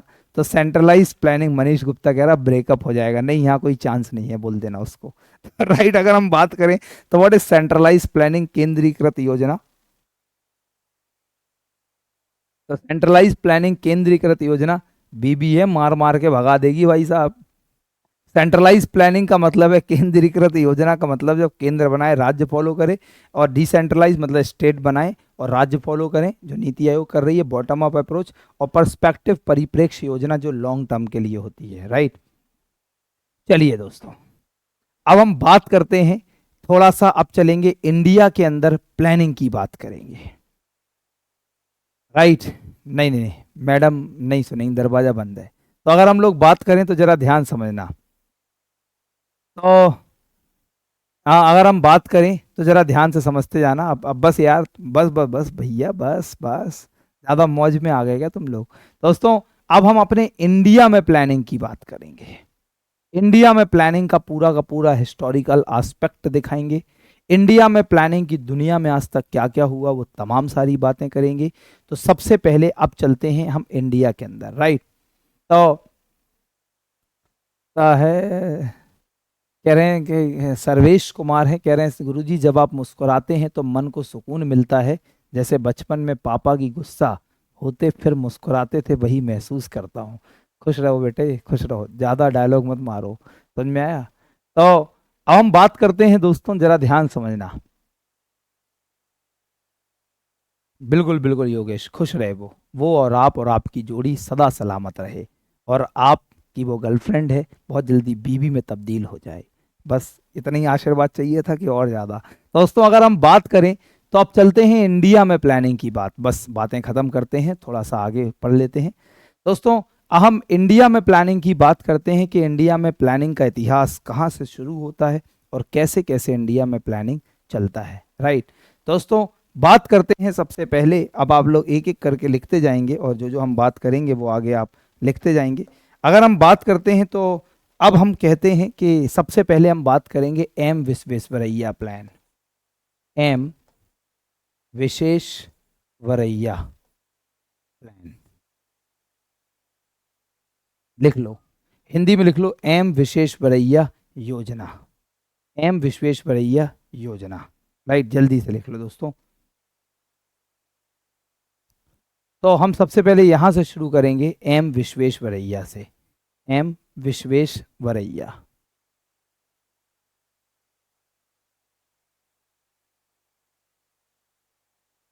स्पेलिंग लिख लो दोस्तों, M Visvesvaraya, right. M Visvesvaraya, ये स्पेलिंग है, एम विश्वेश्वरैया, यस।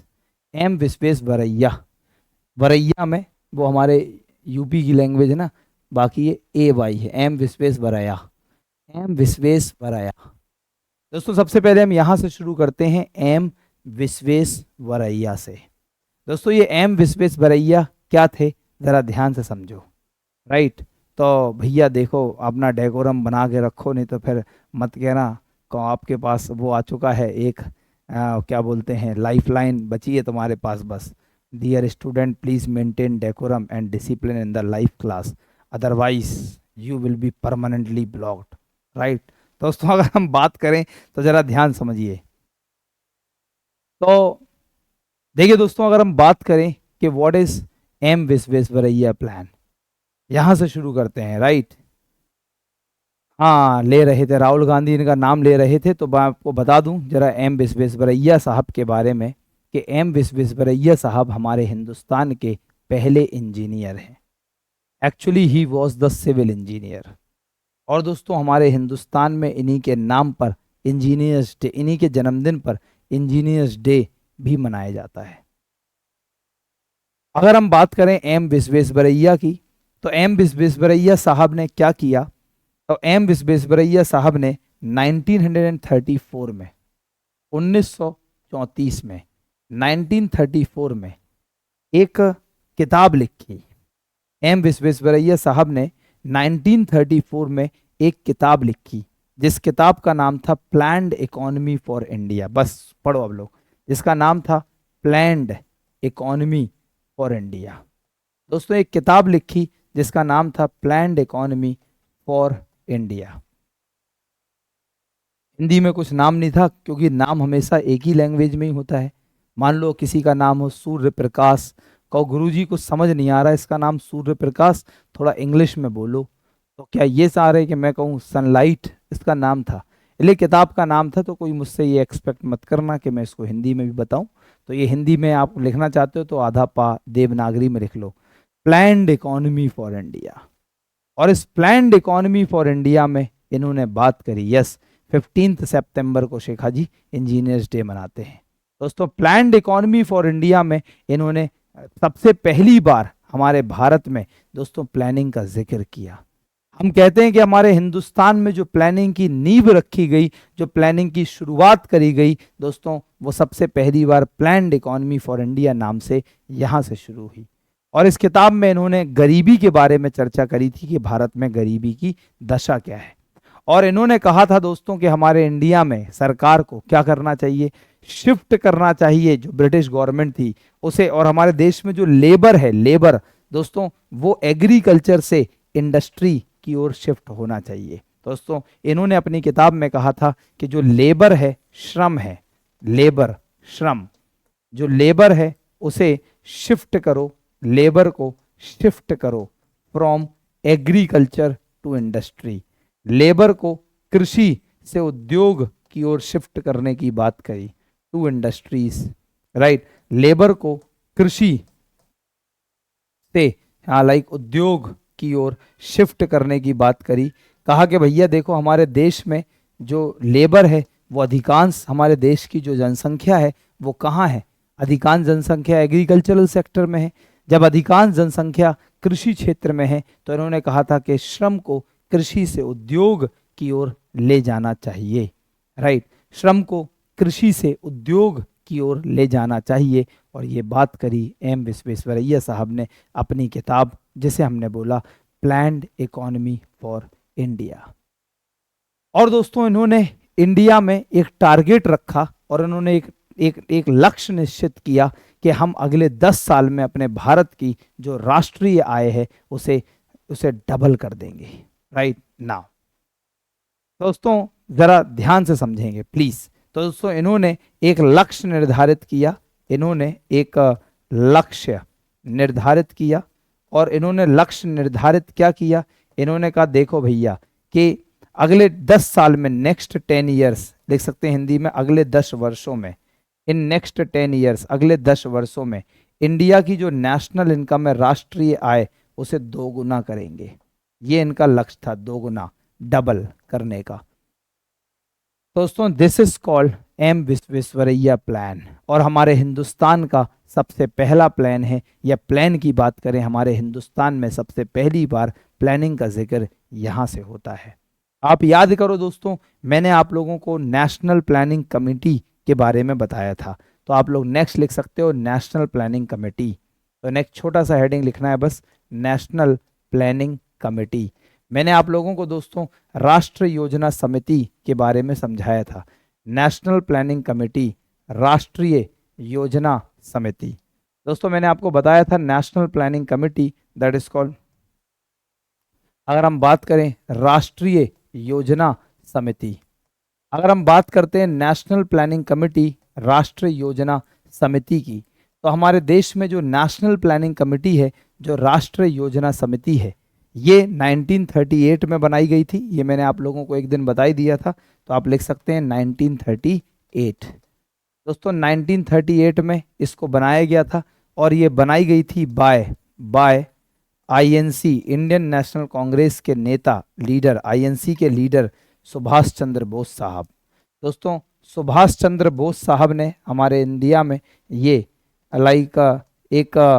सुभाष चंद्र बोस ने नेशनल प्लानिंग कमेटी बनाई। और इसके जो हेड थे, अगर हम कहें चेयरमैन, हिंदी में लिख लो अध्यक्ष, इसके जो चेयरमैन थे वो थे पंडित जी जवाहरलाल नेहरू, पंडित जवाहरलाल नेहरू। दोस्तों इसके जो अध्यक्ष थे वो थे पंडित जवाहरलाल नेहरू। और दोस्तों ये ज़्यादा दिन चल नहीं पाई और ये प्लान अनसक्सेसफुल हो गया और ये प्लान नहीं चल पाई, राइट। तो अगर हम बात करें केजीएस, तो अगर हम बात करें दोस्तों, तो नेक्स्ट है सही, केजीएस यूजर थोड़ा होश में रहो, चुपचाप पढ़ लो बेटे। तो अगर हम बात करें दोस्तों, नेशनल प्लानिंग कमेटी की जिक्र होता है, फिर उसके बाद आता है बॉम्बे प्लान। याद करो जब मैंने आप लोगों को गरीबी के बारे में पढ़ा रहा था तो बॉम्बे प्लान भी समझाया था।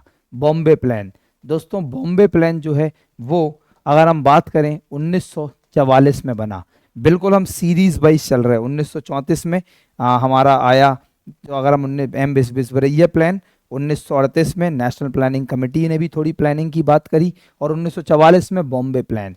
जो बॉम्बे प्लान है वो 8 लीडिंग इंडस्ट्रियलिस्ट के द्वारा बनाया गया था।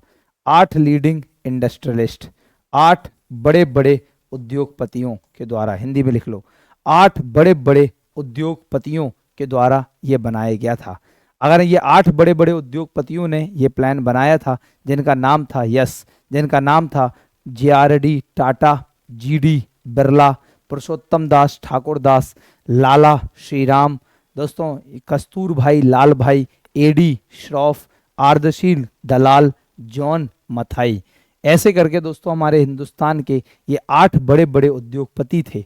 और उन 8 बड़े बड़े उद्योगपति जो थे उन्होंने दोस्तों ये प्लान तैयार किया था, जैसे हमने नाम दिया बॉम्बे प्लान। दोस्तों इस प्लान का जो मुख्य उद्देश्य क्या था, जरा उस पर बात करते हैं। इस प्लान के मुख्य उद्देश्य, इस प्लान के जो मुख्य उद्देश्यों में उद्देश्य थे, मुख्य उद्देश्य दोस्तों इस प्लान के जो मुख्य उद्देश्य थे, जरा अगर हम वो देखें, मेन ऑब्जेक्टिव्स, तो इस प्लान के जो मेन ऑब्जेक्टिव्स थे, ये 8 बड़े बड़े उद्योगपतियों ने इस योजना में क्या कहा, तो इस योजना में इन्होंने जो मुख्य उद्देश्य रखे वो क्या रखे। तो इस योजना में इन्होंने कहा कि भैया देखो ऐसा है कि भारत में जमींदारी सिस्टम को ख़त्म कर देना चाहिए। तो जमींदारी सिस्टम को ख़त्म करना, जमींदारी प्रणाली को ख़त्म करना, जमींदारी प्रणाली, जमींदारी प्रणाली क्या होती है, कभी मेंस की क्लास में आएंगे तो मैं ज़रूर पढ़ाऊंगा। लैंड रिफॉर्म्स, भू सुधार, उसमें बताता हूँ। जमींदारी प्रणाली को खत्म करना, कि हमारे हिंदुस्तान में पहले जमींदार हुआ करते थे, आपने पढ़ा होगा जमींदारी, महाड़वारी, रौतवारी, ऐसे सिस्टम्स। तो एबॉलिशिंग जमींदारी सिस्टम, इंग्लिश में लिख सकते हैं एबॉलिशिंग जमींदारी सिस्टम, एबॉलिशिंग जमींदारी सिस्टम, राइट। अगर हम बात करें, इसने इनने और क्या कहा बॉम्बे प्लान ने, इनने कहा कि हमारे भारत में जो कॉटेज, जो कुटीर उद्योग हैं और जो मीडियम एंटरप्राइज हैं, मध्यम उद्योग, इनको बढ़ावा देना चाहिए। तो इनने कहा डेवलपमेंट ऑफ, या आप हिंदी में लिख लो पहले, कुटीर एवं मध्यम उद्योगों को का विकास। दोस्तों कुटीर एवं मध्यम उद्योगों का विकास, कुटीर एवं मध्यम उद्योगों का विकास। दोस्तों development of cottage and, development of cottage and medium enterprise का विकास। दोस्तों कुटीर उद्योग की अगर हम बात करें तो ये क्या होते हैं, जैसे हम लोग अपने गांव में, घरों में छोटे छोटे से काम करते हैं तो उसे बोलते हैं कुटीर उद्योग। जैसे मान लो हमने अपने घरों में कुछ सिलाई का काम शुरू किया, मैट बनाने का काम किया, कुछ भी इस तरह की, तो इन्हें हम बोलते हैं कुटीर उद्योग। और साथ में इनका उद्देश्य था डेवलपिंग इंडस्ट्रीज। दोस्तों कि हमारे भारत में इंडस्ट्रीज को डेवलप करना चाहिए, तो एक और उद्देश्य था डेवलपिंग इंडस्ट्रीज, उद्योगों का विकास, डेवलपिंग इंडस्ट्रीज, हिंदी में लिख सकते हैं उद्योगों का विकास, या डेवलपिंग इंडस्ट्रियलाइजेशन भी कह सकते हैं, औद्योगिकरण का विकास, या डेवलपिंग इंडस्ट्रीज। दोस्तों इन्होंने एक लक्ष्य बनाया था, इन्होंने एक लक्ष्य बनाया था कि अगले 15 वर्षों में, 1944 के बाद अगले 15 वर्षों में भारत की जो प्रति व्यक्ति आय है, पर कैपिटा इनकम, उसे हम डबल करेंगे, और जो भारत की राष्ट्रीय आय है उसे ट्रिपल करेंगे। तो इन्होंने दोस्तों एक लक्ष्य बनाया, उस लक्ष्य को लिख लीजिए। इनका जो टारगेट था, इनका जो लक्ष्य था, लक्ष्य, तो इनका लक्ष्य ये था, इस प्लान का जो लक्ष्य था वो ये था कि हमारे देश में कि नेक्स्ट 15 ईयर्स में, अगले 15 वर्षों में, नेक्स्ट 15 ईयर्स में जो पर कैपिटा इनकम है, आप पूरा लिखेंगे नहीं तो बाद में भूल जाएंगे पीसीआई क्या है, प्रति व्यक्ति आय को डबल करना, प्रति व्यक्ति आय को डबल करना, और दोस्तों जो नेशनल इनकम है इसको ट्रिपल करना, प्रति व्यक्ति आय को डबल करना और नेशनल इनकम को ट्रिपल। इनका लक्ष्य था अगले 15 वर्षों में प्रति व्यक्ति आय को 2 गुना करना और राष्ट्रीय आय को 3 गुना करना। इसे हमने बोला बॉम्बे प्लान, राइट नाउ। इसी तरह हम आगे चलते हैं, तो अब आते हैं हम गांधीयन प्लान पर। बॉम्बे प्लान के बाद हमने देखा एक गांधीयन प्लान भारत में आया। अगर हम गांधीयन प्लान की बात करें तो जो गांधीयन प्लान है दोस्तों, गांधीयन प्लान की अगर हम बात करते हैं, गांधीयन दोस्तों, जो गांधीयन प्लान है, हिंदी में लिख सकते हैं गांधीयन योजना। दोस्तों गांधीयन योजना, गांधीयन योजना, राइट। जो गांधीयन प्लान है ये गांधीयन योजना, राइट। तो जो गांधीयन प्लान है इसकी अगर हम बात डिस्कस करें तो ये भी 1944 में ही आया था, बॉम्बे प्लान के बाद 1944 में ही आया, और एक बहुत बड़े गांधीयन फिलॉसफी से लाइक इन्फ्लुएंस्ड थे, एक बहुत बड़े लाइक फेमस रहे हैं, गांधीयन फिलॉसफी से इन्फ्लुएंस थे, मतलब बहुत ज़्यादा प्रभाविकता थी इन पे गांधीयन फिलॉसफी की। और इसको तैयार किया था एस.एन. अग्रवाल साहब ने, एस.एन. अग्रवाल। तो लिख सकते हैं the plan was prepared by S N. Agarwal, the plans was prepared by S N. Agarwal. इस योजना को एस.एन. अग्रवाल ने तैयार किया था, राइट। तो अगर हम बात करें, इसको एस.एन. अग्रवाल ने तैयार, गुलबसा खातून, अभी जवाब दे दे मैं, अभी दे दूं मैं तुझे जवाब, पहले पढ़ ले चुपचाप ये। दोस्तों अगर हम बात करें तो एस.एन. अग्रवाल साहब ने इसको तैयार किया था। इसे हम लोग बोलते हैं दोस्तों गांधीयन योजना। अगर हम बात करें गांधीयन योजना की का उद्देश्य क्या था, गांधीयन योजना के उद्देश्य, अगर इस योजना के ऑब्जेक्टिव्स की बात करें तो गांधीयन योजना के उद्देश्य, राइट, अगर गांधीयन योजना के उद्देश्य पर मुझे चर्चा करना हो तो इसने भी कहा था कि भैया बॉम्बे प्लान की जगह, इसने कहा था इकोनॉमिक डिसेंट्रलाइजेशन की बात करी थी इसने, कि आर्थिक विकेंद्रीयकरण होना चाहिए। तो आप लिख सकते हैं इकोनॉमिक डिसेंट्रलाइजेशन, आर्थिक विकेंद्रीयकरण, आर्थिक विकेंद्रीयकरण, इकोनॉमिक डिसेंट्रलाइजेशन, आर्थिक विकेंद्रीयकरण। अब मुझसे पूछना नहीं ये क्या होता है। आर्थिक विकेंद्रीयकरण का मतलब है जो सेंटर काम करता है वो काम स्टेट लेवल पर हो, डिस्ट्रिक्ट लेवल पर हो, तो आर्थिक विकेंद्रीयकरण। दोस्तों गांधी जी का एक बहुत बड़ा सपना था कि हमारे ग्रामीण क्षेत्रों का विकास होना चाहिए।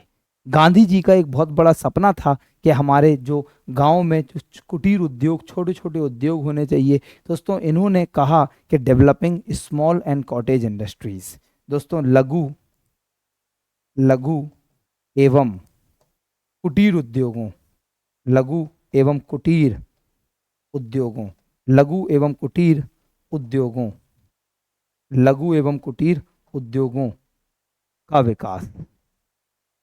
दोस्तों developing cottage, small and cottage industries, दोस्तों ये इनका उद्देश्य था, राइट, जिसे हमने नाम दिया गांधीयन प्लान, राइट। नाउ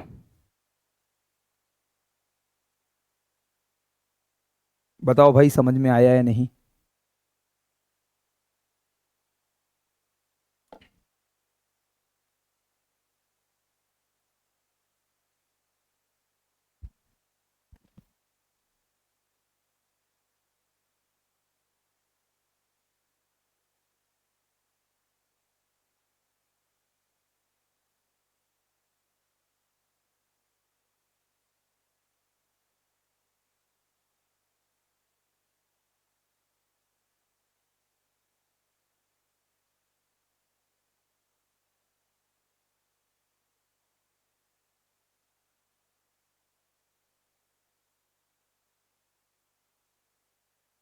तो दोस्तों this is called Gandhian plan. अगर हम बात करते हैं गांधीयन प्लान की, तो गांधीयन प्लान क्या है ये आप लोग समझ गए, और गांधीयन प्लान एस.एन. अग्रवाल ने दिया था।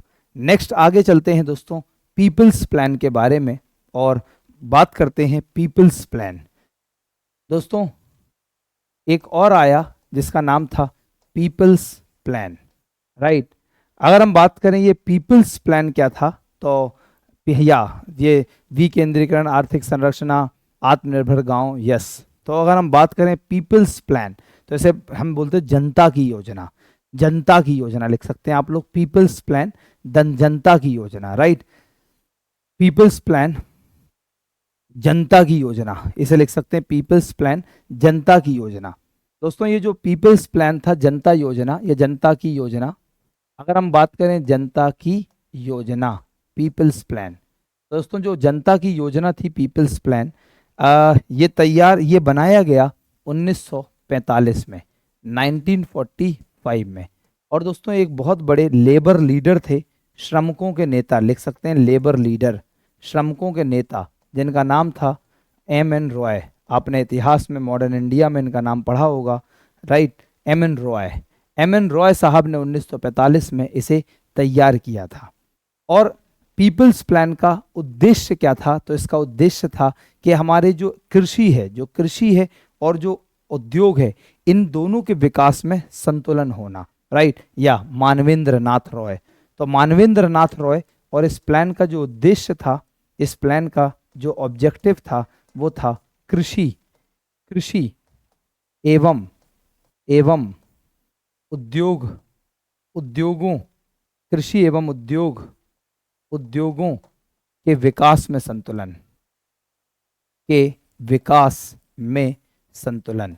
दोस्तों इसका उद्देश्य था कृषि एवं उद्योगों के विकास में संतुलन। तो इसका मतलब दोस्तों balancing the agricultural and industrial development, balancing the agricultural and industrial development.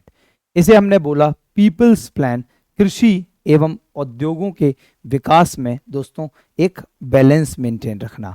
तो आप लोगों को क्या पता होने चाहिए बस कौन से प्लान कब आए, ये उद्देश्य तो मैं एक्स्ट्रा लिखा रहा हूँ, इसकी भी कभी जरूरत नहीं होती।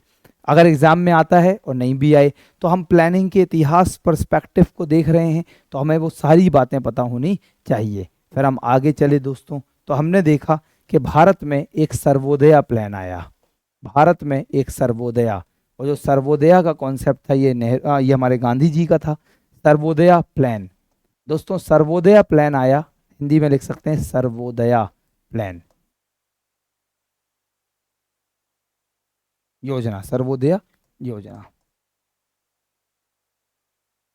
अगर हम बात करते हैं सर्वोदया प्लान तो ये आया था 1950 में, 1950।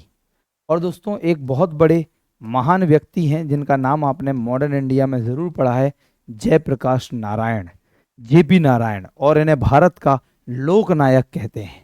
जयप्रकाश नारायण साहब को भारत का लोकनायक कहते हैं।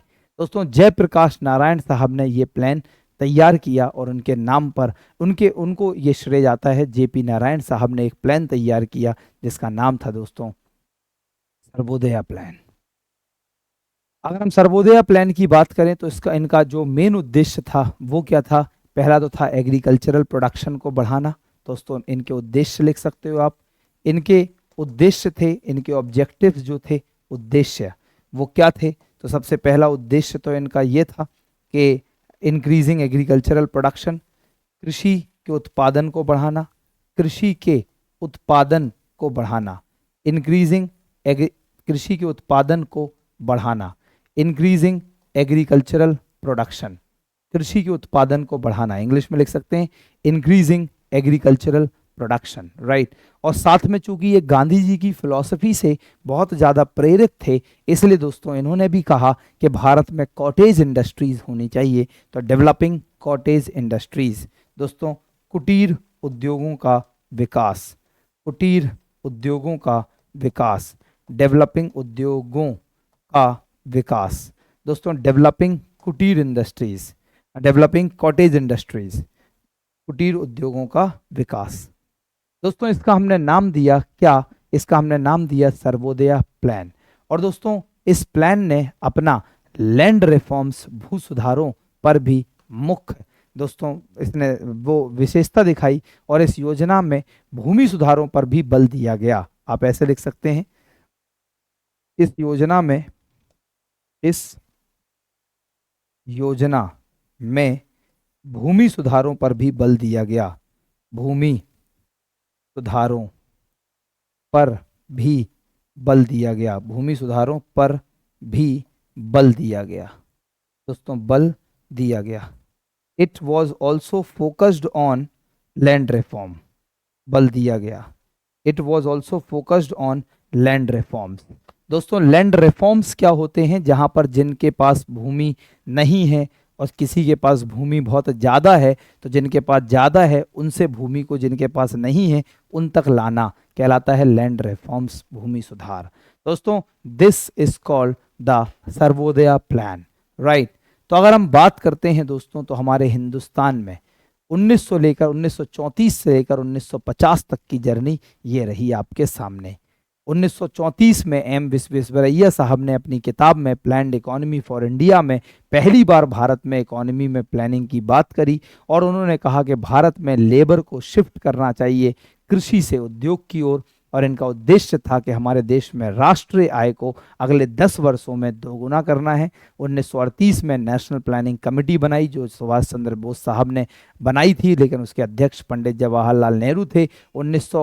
1944 में ही बॉम्बे प्लान बनाया। 8 बड़े बड़े उद्योगपतियों ने, JRD टाटा, GD बिरला, पुरुषोत्तम दास ठाकुर दास, लाला श्रीराम, कस्तूरभाई लाल भाई, AD श्रॉफ, दोस्तों आर्दशील दलाल, जॉन मथाई जैसे लोगों ने। और इनका उद्देश्य था जमींदारी सिस्टम को खत्म करना, कुटीर एवं मध्यम उद्योगों को बढ़ावा देना और दोस्तों हमारे देश में औद्योगिकरण लेकर आना। और इनका उद्देश्य था अगले 15 सालों में प्रति व्यक्ति आय को डबल और राष्ट्रीय आय को 3 गुना करना। 1945 में दोस्तों हमने देखा, 44 में ही देखा गांधीयन प्लान, गांधीयन योजना। जो गांधीयन प्लान था वो हमारे दोस्तों SN अग्रवाल साहब ने बनाया। और इकोनॉमिक डिसेंट्रलाइजेशन, आर्थिक विकेंद्रीकरण करना, कुटीर और लघु उद्योगों को बढ़ावा देना, ये इनके मुख्य उद्देश्यों में था। 1945 में मानवेंद्र नाथ रॉय के द्वारा दोस्तों आया 1945 में पीपल्स प्लान, और उनने भी उद्देश्य लगा कि कृषि और उद्योग पर बैलेंस बनाओ, संतुलन बनाओ। 1945 के बाद 50 में आए तो सर्वोदय प्लान देखा गया। सर्वोदय प्लान देखा गया, सर्वोदय प्लान देखा गया तो सर्वोदय प्लान जयप्रकाश नारायण साहब ने बनाया था 1950 में। और दोस्तों इनने कहा कि कृषि के उत्पादन को बढ़ाना चाहिए, कुटीर उद्योगों को बढ़ावा देना चाहिए, क्योंकि दोस्तों ये गांधीयन फिलॉसफी से इन्फ्लुएंस थे और गांधी जी हमेशा चाहते थे कि हमारे देश में रूरल क्षेत्र का विकास होना बहुत जरूरी है। राइट, चलो अब दोस्तों 1950 के दशक में, 1950 में एक सबसे बेहतरीन काम होता है प्लानिंग का। अब आप बहुत फोकस होके अगले 2 घंटे और सुनेंगे, 11:30 तक क्लास चलेगी दोस्तों। अब हम बात करेंगे, नेक्स्ट टॉपिक है हमारा प्लानिंग कमीशन। नेक्स्ट टॉपिक है प्लानिंग कमीशन। आज है हमारा संडे, आज से हम संडे एंजॉय करेंगे और कम से कम दोस्तों हम लोग 11:30 बजे तक आज क्लास लेंगे। प्लानिंग का पूरा कॉन्सेप्ट हम खत्म करेंगे। राइट नाउ, तो अगर हम बात करें दोस्तों तो सबसे पहली बार हम योजना आयोग की अब बात शुरू करेंगे। ध्यान समझना, योजना आयोग। अगर हम योजना आयोग की बात करें तो योजना आयोग दोस्तों जब हम 1950 में आए तो 1950 में हमने देखा कि योजना आयोग की शुरुआत होती है। 1950 में अगर हम बात करें तो योजना आयोग की चर्चा शुरू होती है, और जैसे हम कहते हैं कि योजना आयोग बनाई गई 15 मार्च 1950 में। इट वॉज सेटअप ऑन 15 मार्च 1950।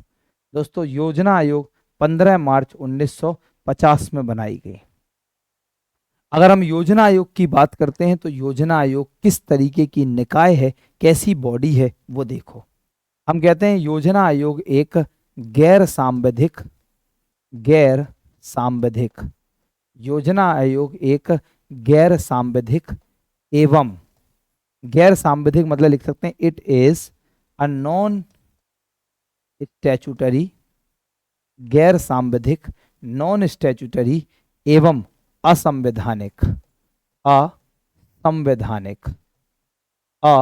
असंवैधानिक, यह एक गैर सांविधिक एवं असंवैधानिक निकाय है। तो अगर हम बात करें तो it is the non statutory and extra constitutional body, extra constitutional body, extra constitutional body, ये एक गैर सांविधिक एवं असंवैधानिक निकाय है। राइट, अगर हम बात करें दोस्तों ये गैर सांविधिक और असंवैधानिक निकाय है, इसका मतलब क्या होता है वो समझो। आपने दोस्तों ये पॉलिटी में पढ़ा होगा, ये मेरा विषय नहीं है, ये पॉलिटी का विषय है। राइट, तो आपने पॉलिटी में ज़रूर पढ़ा होगा कि नॉन स्टैच्यूटरी या एक्स्ट्रा कॉन्स्टिट्यूशनल हम किसे कहते हैं। देखो दोस्तों, अगर मैं बहुत ही सरल भाषा में बताऊं, आप लोग जानते भी हैं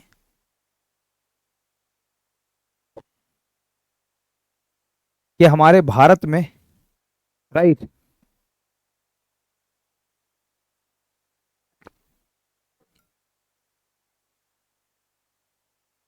हमारे भारत में 2 तरीके की बॉडीज होती हैं।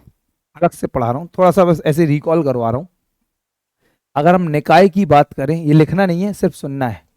बॉडीज की बात करें हमारे इंडिया में, तो हमारे इंडिया में सबसे पहले तो एक है जैसे हम बोलते हैं कॉन्स्टिट्यूशनल बॉडी। कॉन्स्टिट्यूशनल बॉडी मतलब कुछ होती है हमारे इंडिया में संवैधानिक निकाय, संवैधानिक निकाय, संवैधानिक, आपने पढ़ा है तो आप जस्ट रिवाइज कर लो उसे। संवैधानिक निकाय, इसी तरह से हमारे इंडिया में एक होती हैं non constitutional bodies, non constitutional bodies, या इन्हीं को बोलते हैं extra constitutional. Non constitutional bodies या इन्हीं को बोलते हैं एक्स्ट्रा कॉन्स्टिट्यूशनल, गैर संवैधानिक, संवैधानिक निकाय। राइट, बस एक लाइन में, नॉन कॉन्स्टिट्यूशनल बॉडीज दो तरीके की होती हैं, एक स्टैच्यूटरी बॉडीज, सांविधिक, सांविधिक, स्टैच्यूटरी सांविधिक निकाय। दोस्तों एक नॉन स्टैच्यूटरी गैर सांविधिक बॉडी, गैर सांविधिक, गैर सांविधिक, या समटाइम्स हम इनको सांविधिक या वैधानिक भी कहते हैं, वैधानिक।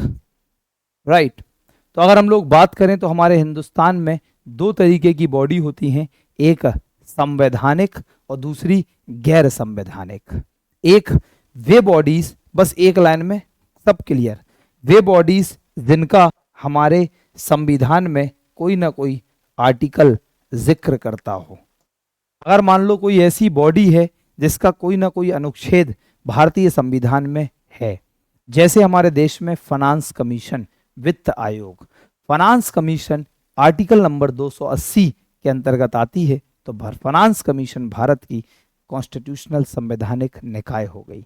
इसी तरीके से अगर हम बात करते हैं नॉन कॉन्स्टिट्यूशनल बॉडीज की, गैर सांविधिक निकाय की, तो गैर सांविधिक निकाय का मतलब है कुछ ऐसी, ये दो तरीके की है, मतलब गैर सांविधिक का मतलब तो वैसे ही समझ में आ गया, नॉन कॉन्स्टिट्यूशनल मतलब जिनका संविधान में कहीं जिक्र नहीं हो, उसे बोलेंगे गैर संवैधानिक। राइट, संविधान में कहीं नहीं दिया गया। अब ये दो तरीके की हैं, एक सांविधिक या वैधानिक और दूसरी गैर सांविधिक या गैर वैधानिक। बस एक लाइन में खत्म। दोस्तों अगर कोई भी बॉडी जिसका भारत में एक्ट हो, एक्ट हो, अधिनियम हो, मतलब जिस बॉडी को बनाने के लिए हमारे लोकसभा राज्यसभा में चर्चाएं हुई हों और राष्ट्रपति ने मोहर और साइन लगा दिए हों, दोस्तों वो बॉडी कहलाएंगी स्टैच्यूटरी या सांविधिक, लेकिन इनका संविधान से कोई लेना देना नहीं है। जैसे आरबीआई, आरबीआई जो है मैंने बताया, आरबीआई अधिनियम 1934 के तहत काम करती है, तो आरबीआई भारत की एक सांविधिक या वैधानिक निकाय है, स्टैच्यूटरी बॉडी है। ऐसे ही सेबी या जितनी भी बॉडीज भारत में जिनका संविधान में जिक्र तो नहीं है लेकिन बनाने के लिए अधिनियम जरूर लाया गया है, तो उसे कहते हैं सांविधिक।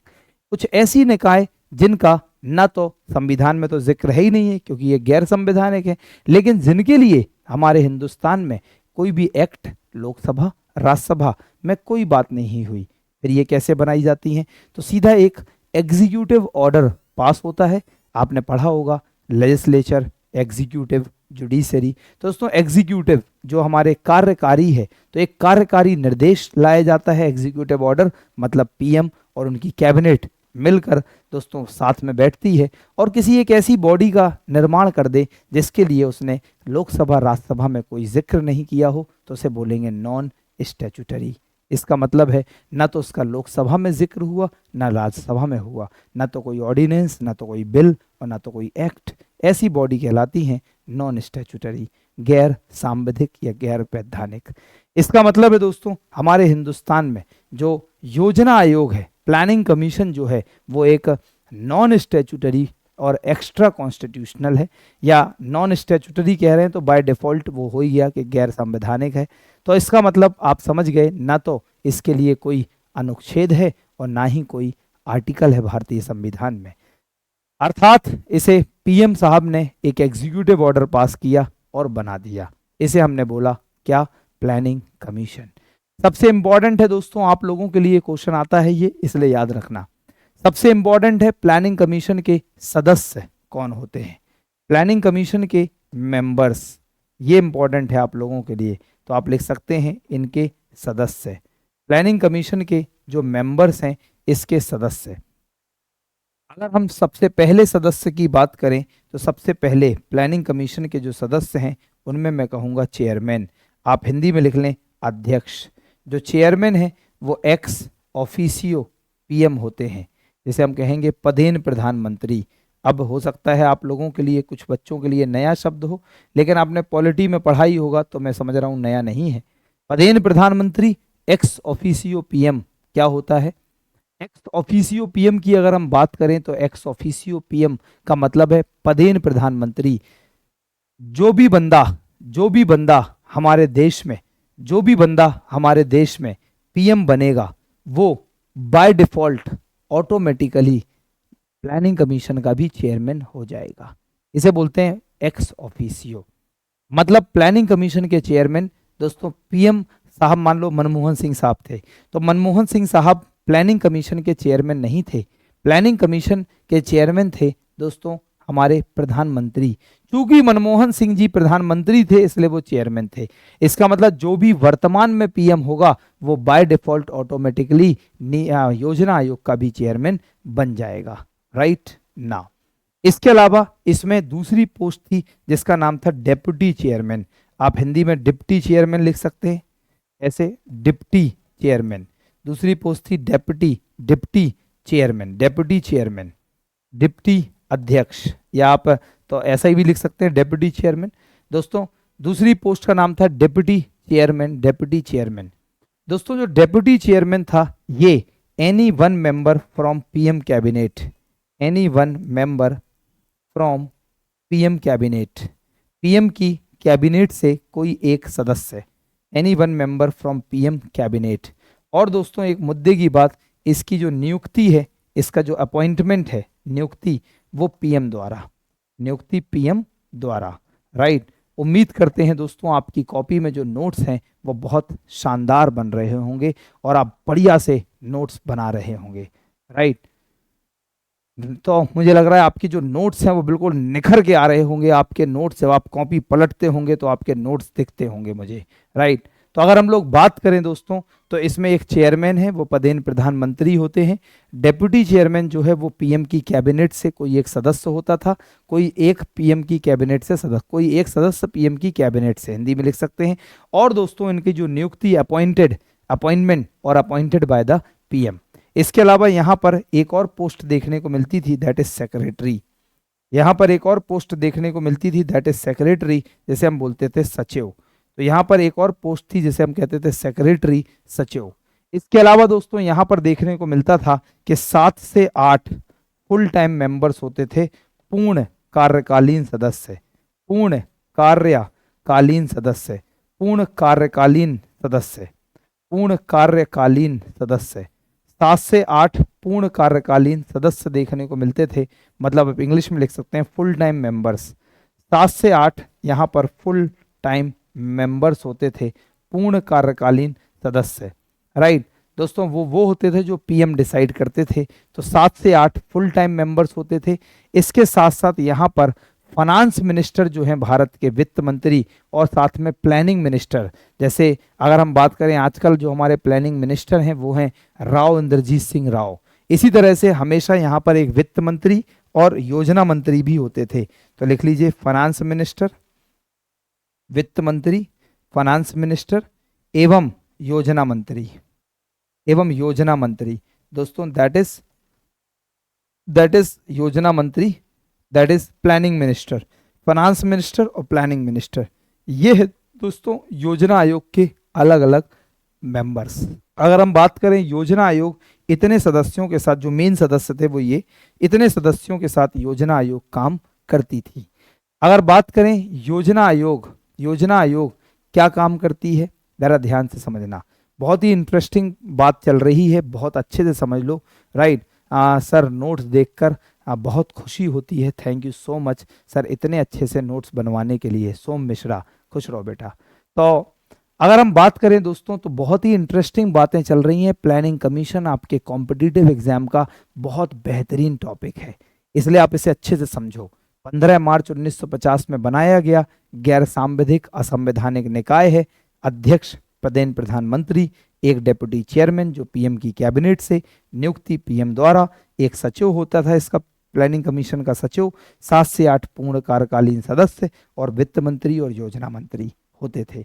दोस्तों यहाँ पर एक बढ़िया बात जानने वाली ये है कि योजना आयोग में लाइक स्टेट्स के, राज्यों, स्टेट्स के CM and union territories UTs के एलजी, भाई जैसे यूनियन टेरिटरीज में एलजी कार्यभार संभालते हैं, तो स्टेट्स के सीएम और लेफ्टिनेंट गवर्नर, लेफ्टिनेंट गवर्नर जैसे आप लोग कहते हैं, तो स्टेट्स के सीएम और यूटीज के एलजी ये नहीं होते थे, नहीं होते थे। इसका मतलब है दोस्तों जरा ध्यान से समझ लो कि योजना आयोग में नॉट द मेंबर वैसे या नो। दोस्तों ये आप बिल्कुल बढ़िया समझ लो क्या कि जब नोट्स रिवीजन करते समय लगता है गुरुजी आप ही समझा रहे हो, बस नोट्स में यही लगना चाहिए आपको, तब कहलाएगा वो बेहतरीन नोट्स, तब वो कहलाएंगे बेहतरीन नोट्स, राइट। चलो थोड़ा सा पानी गिर गया यहाँ पर, पहले तो बीबी थोड़ा सा सुनाएगी लेकिन कोई नहीं, साफ तो मुझे ही करना पड़ेगा अभी। दोस्तों जरा ध्यान से सुनना कि अगर हम बात करें तो हमारे हिंदुस्तान में जो योजना आयोग है उसमें राज्यों के सीएम और केंद्र शासित प्रदेशों के एलजी, इनका कोई रोल नहीं था, इनका कोई रोल नहीं था और ये यहाँ पर नहीं होते थे, इनका कोई भूमिका नहीं थी। आप ऐसे लिख सकते हैं नो रोल, राइट। नाउ ऐसे नोट्स देखकर बहुत अच्छा लगता है, मन होता है ऐसे ही पढ़ते जाएं और नोट्स बनाते जाएं। अब क्या करेगी प्रिया, उतना ही पढ़े जितना काम का है, इतना भी इमोशनल नहीं होना सब्जेक्ट में ना। दोस्तों अगर हम नीति योजना आयोग की बात करें तो ये करती क्या थी, योजना आयोग की बात करें तो करती क्या थी दोस्तों, तो अगर हम बात करें it prepares the 5 year plans, बहुत important point, it prepares the 5 year plans, Hindi में लिख लो, यह पंचवर्षीय योजनाओं को तैयार करती थी, यह पंचवर्षीय योजनाओं को तैयार करती थी, या कह सकते हैं यह पंचवर्षीय योजनाओं को बनाती थी।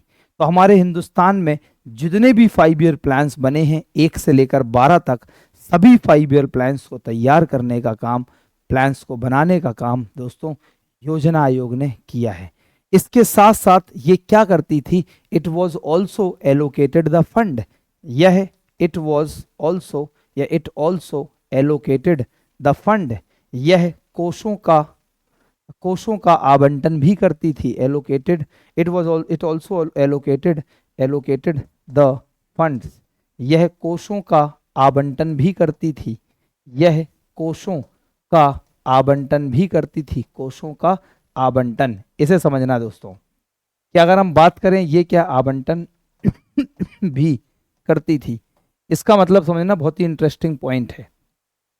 यह कोषों का आवंटन भी करती थी, एलोकेटेड फंड्स, मतलब किस योजना के लिए कितना फंड जाना चाहिए, किस राज्य को कितना फंड देना चाहिए, तो ये फंड्स एलोकेशन भी इसका काम था। मतलब फाइनेंस मिनिस्ट्री के साथ योजना आयोग बैठती थी और अलग अलग स्टेट्स में अलग अलग स्कीम्स पर फंड्स, किस स्कीम में किस राज्य में कितना फंड जाए, ये योजना आयोग भी वित्त मंत्रालय के साथ एलोकेटेड थी, काम करती थी, राइट। नाउ दोस्तों इसके साथ साथ अगर हम बात बताएं, ना कि सिर्फ ये पंचवर्षीय योजना तैयार करती थी, बल्कि पंचवर्षीय योजनाओं को लागू करना, इम्प्लीमेंट करना और पंचवर्षीय योजनाओं को समय समय पर एनालाइज, उसका विश्लेषण करना भी इसका काम था। अगर मैं बात करूं तो योजना आयोग ऐसा नहीं है सिर्फ प्लान्स बना दिए बस छोड़ दिए ना, योजना आयोग दोस्तों पंचवर्षीय योजनाओं को बनाने के साथ साथ इसे लागू करना और समय समय पर जांचने का भी काम करती थी। तो आप लोग लिख सकते हो it also implemented 5 year plans, लिख लो, यह पंचवर्षीय योजनाओं को लागू करती थी, यह पंचवर्षीय योजनाओं को लागू करती थी एवं एंड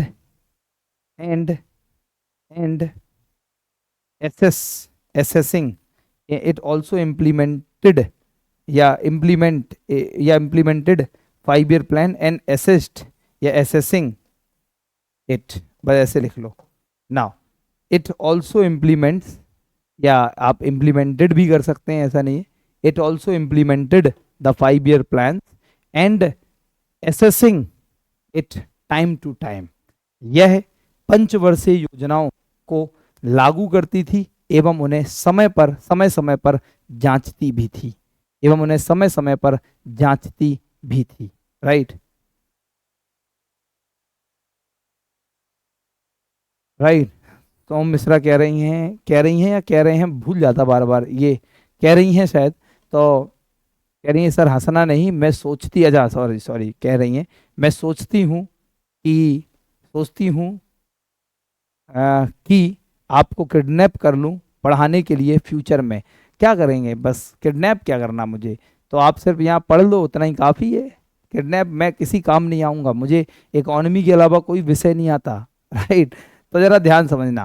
तो अगर हम बात करें, कह रहे हैं बबीता यादव कह रही हैं सर रियली मैं आप बहुत ही मेहनती हैं सर, धन्यवाद आपको। थैंक यू, आपको भी, खुश रहिए। दोस्तों अगर हम बात करें तो देखिए कि जो प्लानिंग कमीशन है, ये बात मतलब बहुत इंपॉर्टेंट है, इसे समझ लो। प्लानिंग कमीशन ना कि सिर्फ प्लान्स को तैयार करती थी, बल्कि प्लान्स को लागू करने का काम और समय समय पर उन्हें जांचने का भी काम करती थी कि सही चल रहे हैं या नहीं चल रहे हैं। बोलो जी, क्लियर है ना? दोस्तों जरा प्लानिंग कमीशन को फिर से एक बार रिवाइज कर लो। प्लानिंग कमीशन की जब मैं बात करता हूँ, योजना आयोग की जब मैं बात करता हूँ, तो योजना आयोग 15 मार्च 1950 में बनाया गया। यह एक गैर सांविधिक असंवैधानिक निकाय है, मतलब ना तो कोई एक्ट ना तो कोई आर्टिकल। इसके अध्यक्ष पदेन प्रधानमंत्री होते हैं, इसमें एक डेप्यूटी चेयरमैन जो पीएम द्वारा नियुक्त होते हैं, और डेप्यूटी चेयरमैन जो है वो पीएम की एक कैबिनेट से होते हैं, एक सचिव होते थे, और 7 से 8 पूर्ण कार्यकालीन सदस्य होते थे, वित्त मंत्री और साथ में योजना मंत्री भी होते थे। राइट नाउ दोस्तों अगर हम बात करें इसके अलावा, इसमें इन जो पंचवर्षीय योजना है इसमें स्टेट्स, राज्यों का सीएम और दोस्तों यूटीज के एलजी का कोई रोल प्ले नहीं था। अगर हम बात करते हैं इसके अलावा, ये पंचवर्षीय योजनाओं को बनाती थी, इसका फंड्स एलोकेशन भी काम था, और साथ में इन योजनाओं को लागू करना और समय समय पर उन्हें जांचने का काम भी करती थी। दोस्तों एक और बहुत इंपॉर्टेंट टॉपिक है, and that is called NDC, national development council, राष्ट्रीय विकास परिषद। नेशनल डेवलपमेंट काउंसिल, राष्ट्रीय विकास परिषद, नेशनल डेवलपमेंट काउंसिल, जैसे हम बोलते हैं राष्ट्रीय विकास परिषद। अगर हम बात करें एनडीसी, बहुत ही इंपॉर्टेंट है, जरा ध्यान से समझेंगे। राष्ट्रीय विकास परिषद, अगर हम बात करें नेशनल डेवलपमेंट काउंसिल की, राष्ट्रीय विकास परिषद की, तो हमारा जो नेशनल डेवलपमेंट काउंसिल है, जो राष्ट्रीय विकास परिषद है, जरा इसको समझेंगे। नेशनल डेवलपमेंट काउंसिल की बात करें तो ये 6 अगस्त 1952 में बनाया गया। 6 अगस्त 1952 में इसको बनाया गया, 6 अगस्त 1952। इसे हमने बोला नेशनल डेवलपमेंट काउंसिल। दोस्तों बस इतना कहना चाहूँगा कि नेशनल डेवलपमेंट काउंसिल योजना आयोग से एक कदम ऊंची बॉडी थी। एनडीसी योजना आयोग से एक कदम ऊंची बॉडी थी। कैसे ऊंची बॉडी थी, आइए बताते हैं। दोस्तों योजना एनडीसी की अगर हम बात करते हैं तो इसके अध्यक्ष, इसके चेयरमैन, हिंदी में लिख लो आप लोग अध्यक्ष, इसके अध्यक्ष भी पदेन प्रधानमंत्री थे, एक्स ऑफिसियो पीएम थे। मतलब जो व्यक्ति योजना आयोग का चेयरमैन होगा, अध्यक्ष, वो एनडीसी के भी चेयरमैन होते थे। राइट, एक बहुत अच्छी बात है, एनडीसी में दोस्तों स्टेट्स के जो राज्य हैं, राज्यों के सीएम, स्टेट्स के सीएम, एंड दोस्तों यूटीज जो यूनियन टेरिटरीज हैं, इसके एलजी दोस्तों होते थे। अगर हम बात करें तो इसमें स्टेट्स के जो सीएम हैं और राज्यों के जो एलजी, जो यूटीज के एलजी हैं, वो होते थे। That is called NDC. फिर से समझो, एनडीसी की अगर हम बात करें दोस्तों, 6 अगस्त 1952 में बनाई गई। अध्यक्ष पदेन प्रधानमंत्री, मतलब योजना आयोग और एनडीसी दोनों के अध्यक्ष सेम। लेकिन योजना आयोग में मैंने साफ साफ कहा था कि योजना आयोग में दोस्तों, एक मिनट,